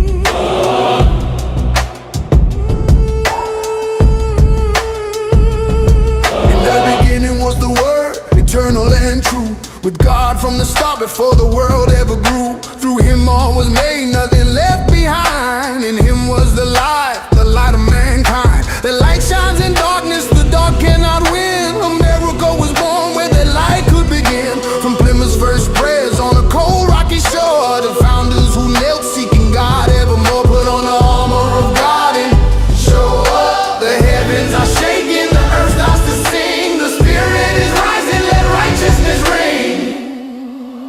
Patriots of the world, stand up, stand up, stand tall. For the world, speak up, one and all. This is the final battle, the darkness must flee. Good will reign supreme for eternity. Patriots, it's time to lead, take hold of the flame. We are the storm in I am's great name. By the law return, the faithful come home. Patriots of the world, no more shall we roam. Good reign supreme, good will reign supreme. Eagles are soaring on wings of his grace, anointed protectors who never comply. Borders are altars where prayers never cease, guarding the promise, defending his peace. 2026 opens the year of his sign. The Lord return in his holy design. The scattered are streaming, the remnant made strong. His spirit is moving, we all belong. We walk in the light with unshakable feet. I am as declared in the victory sweet. No shadow can linger when I am draws near. The storm of his glory is already here. Patriots of the world, stand up, stand up, stand tall.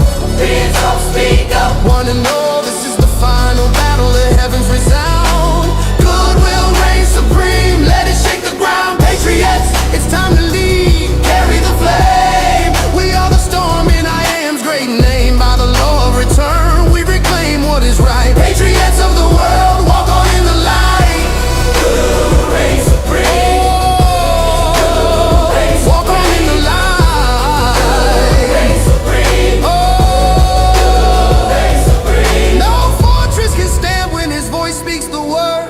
Idols are falling, his people are heard. The spirit is roaring, the trumpet is blown. Patriots, it's time to lead. I am on the throne.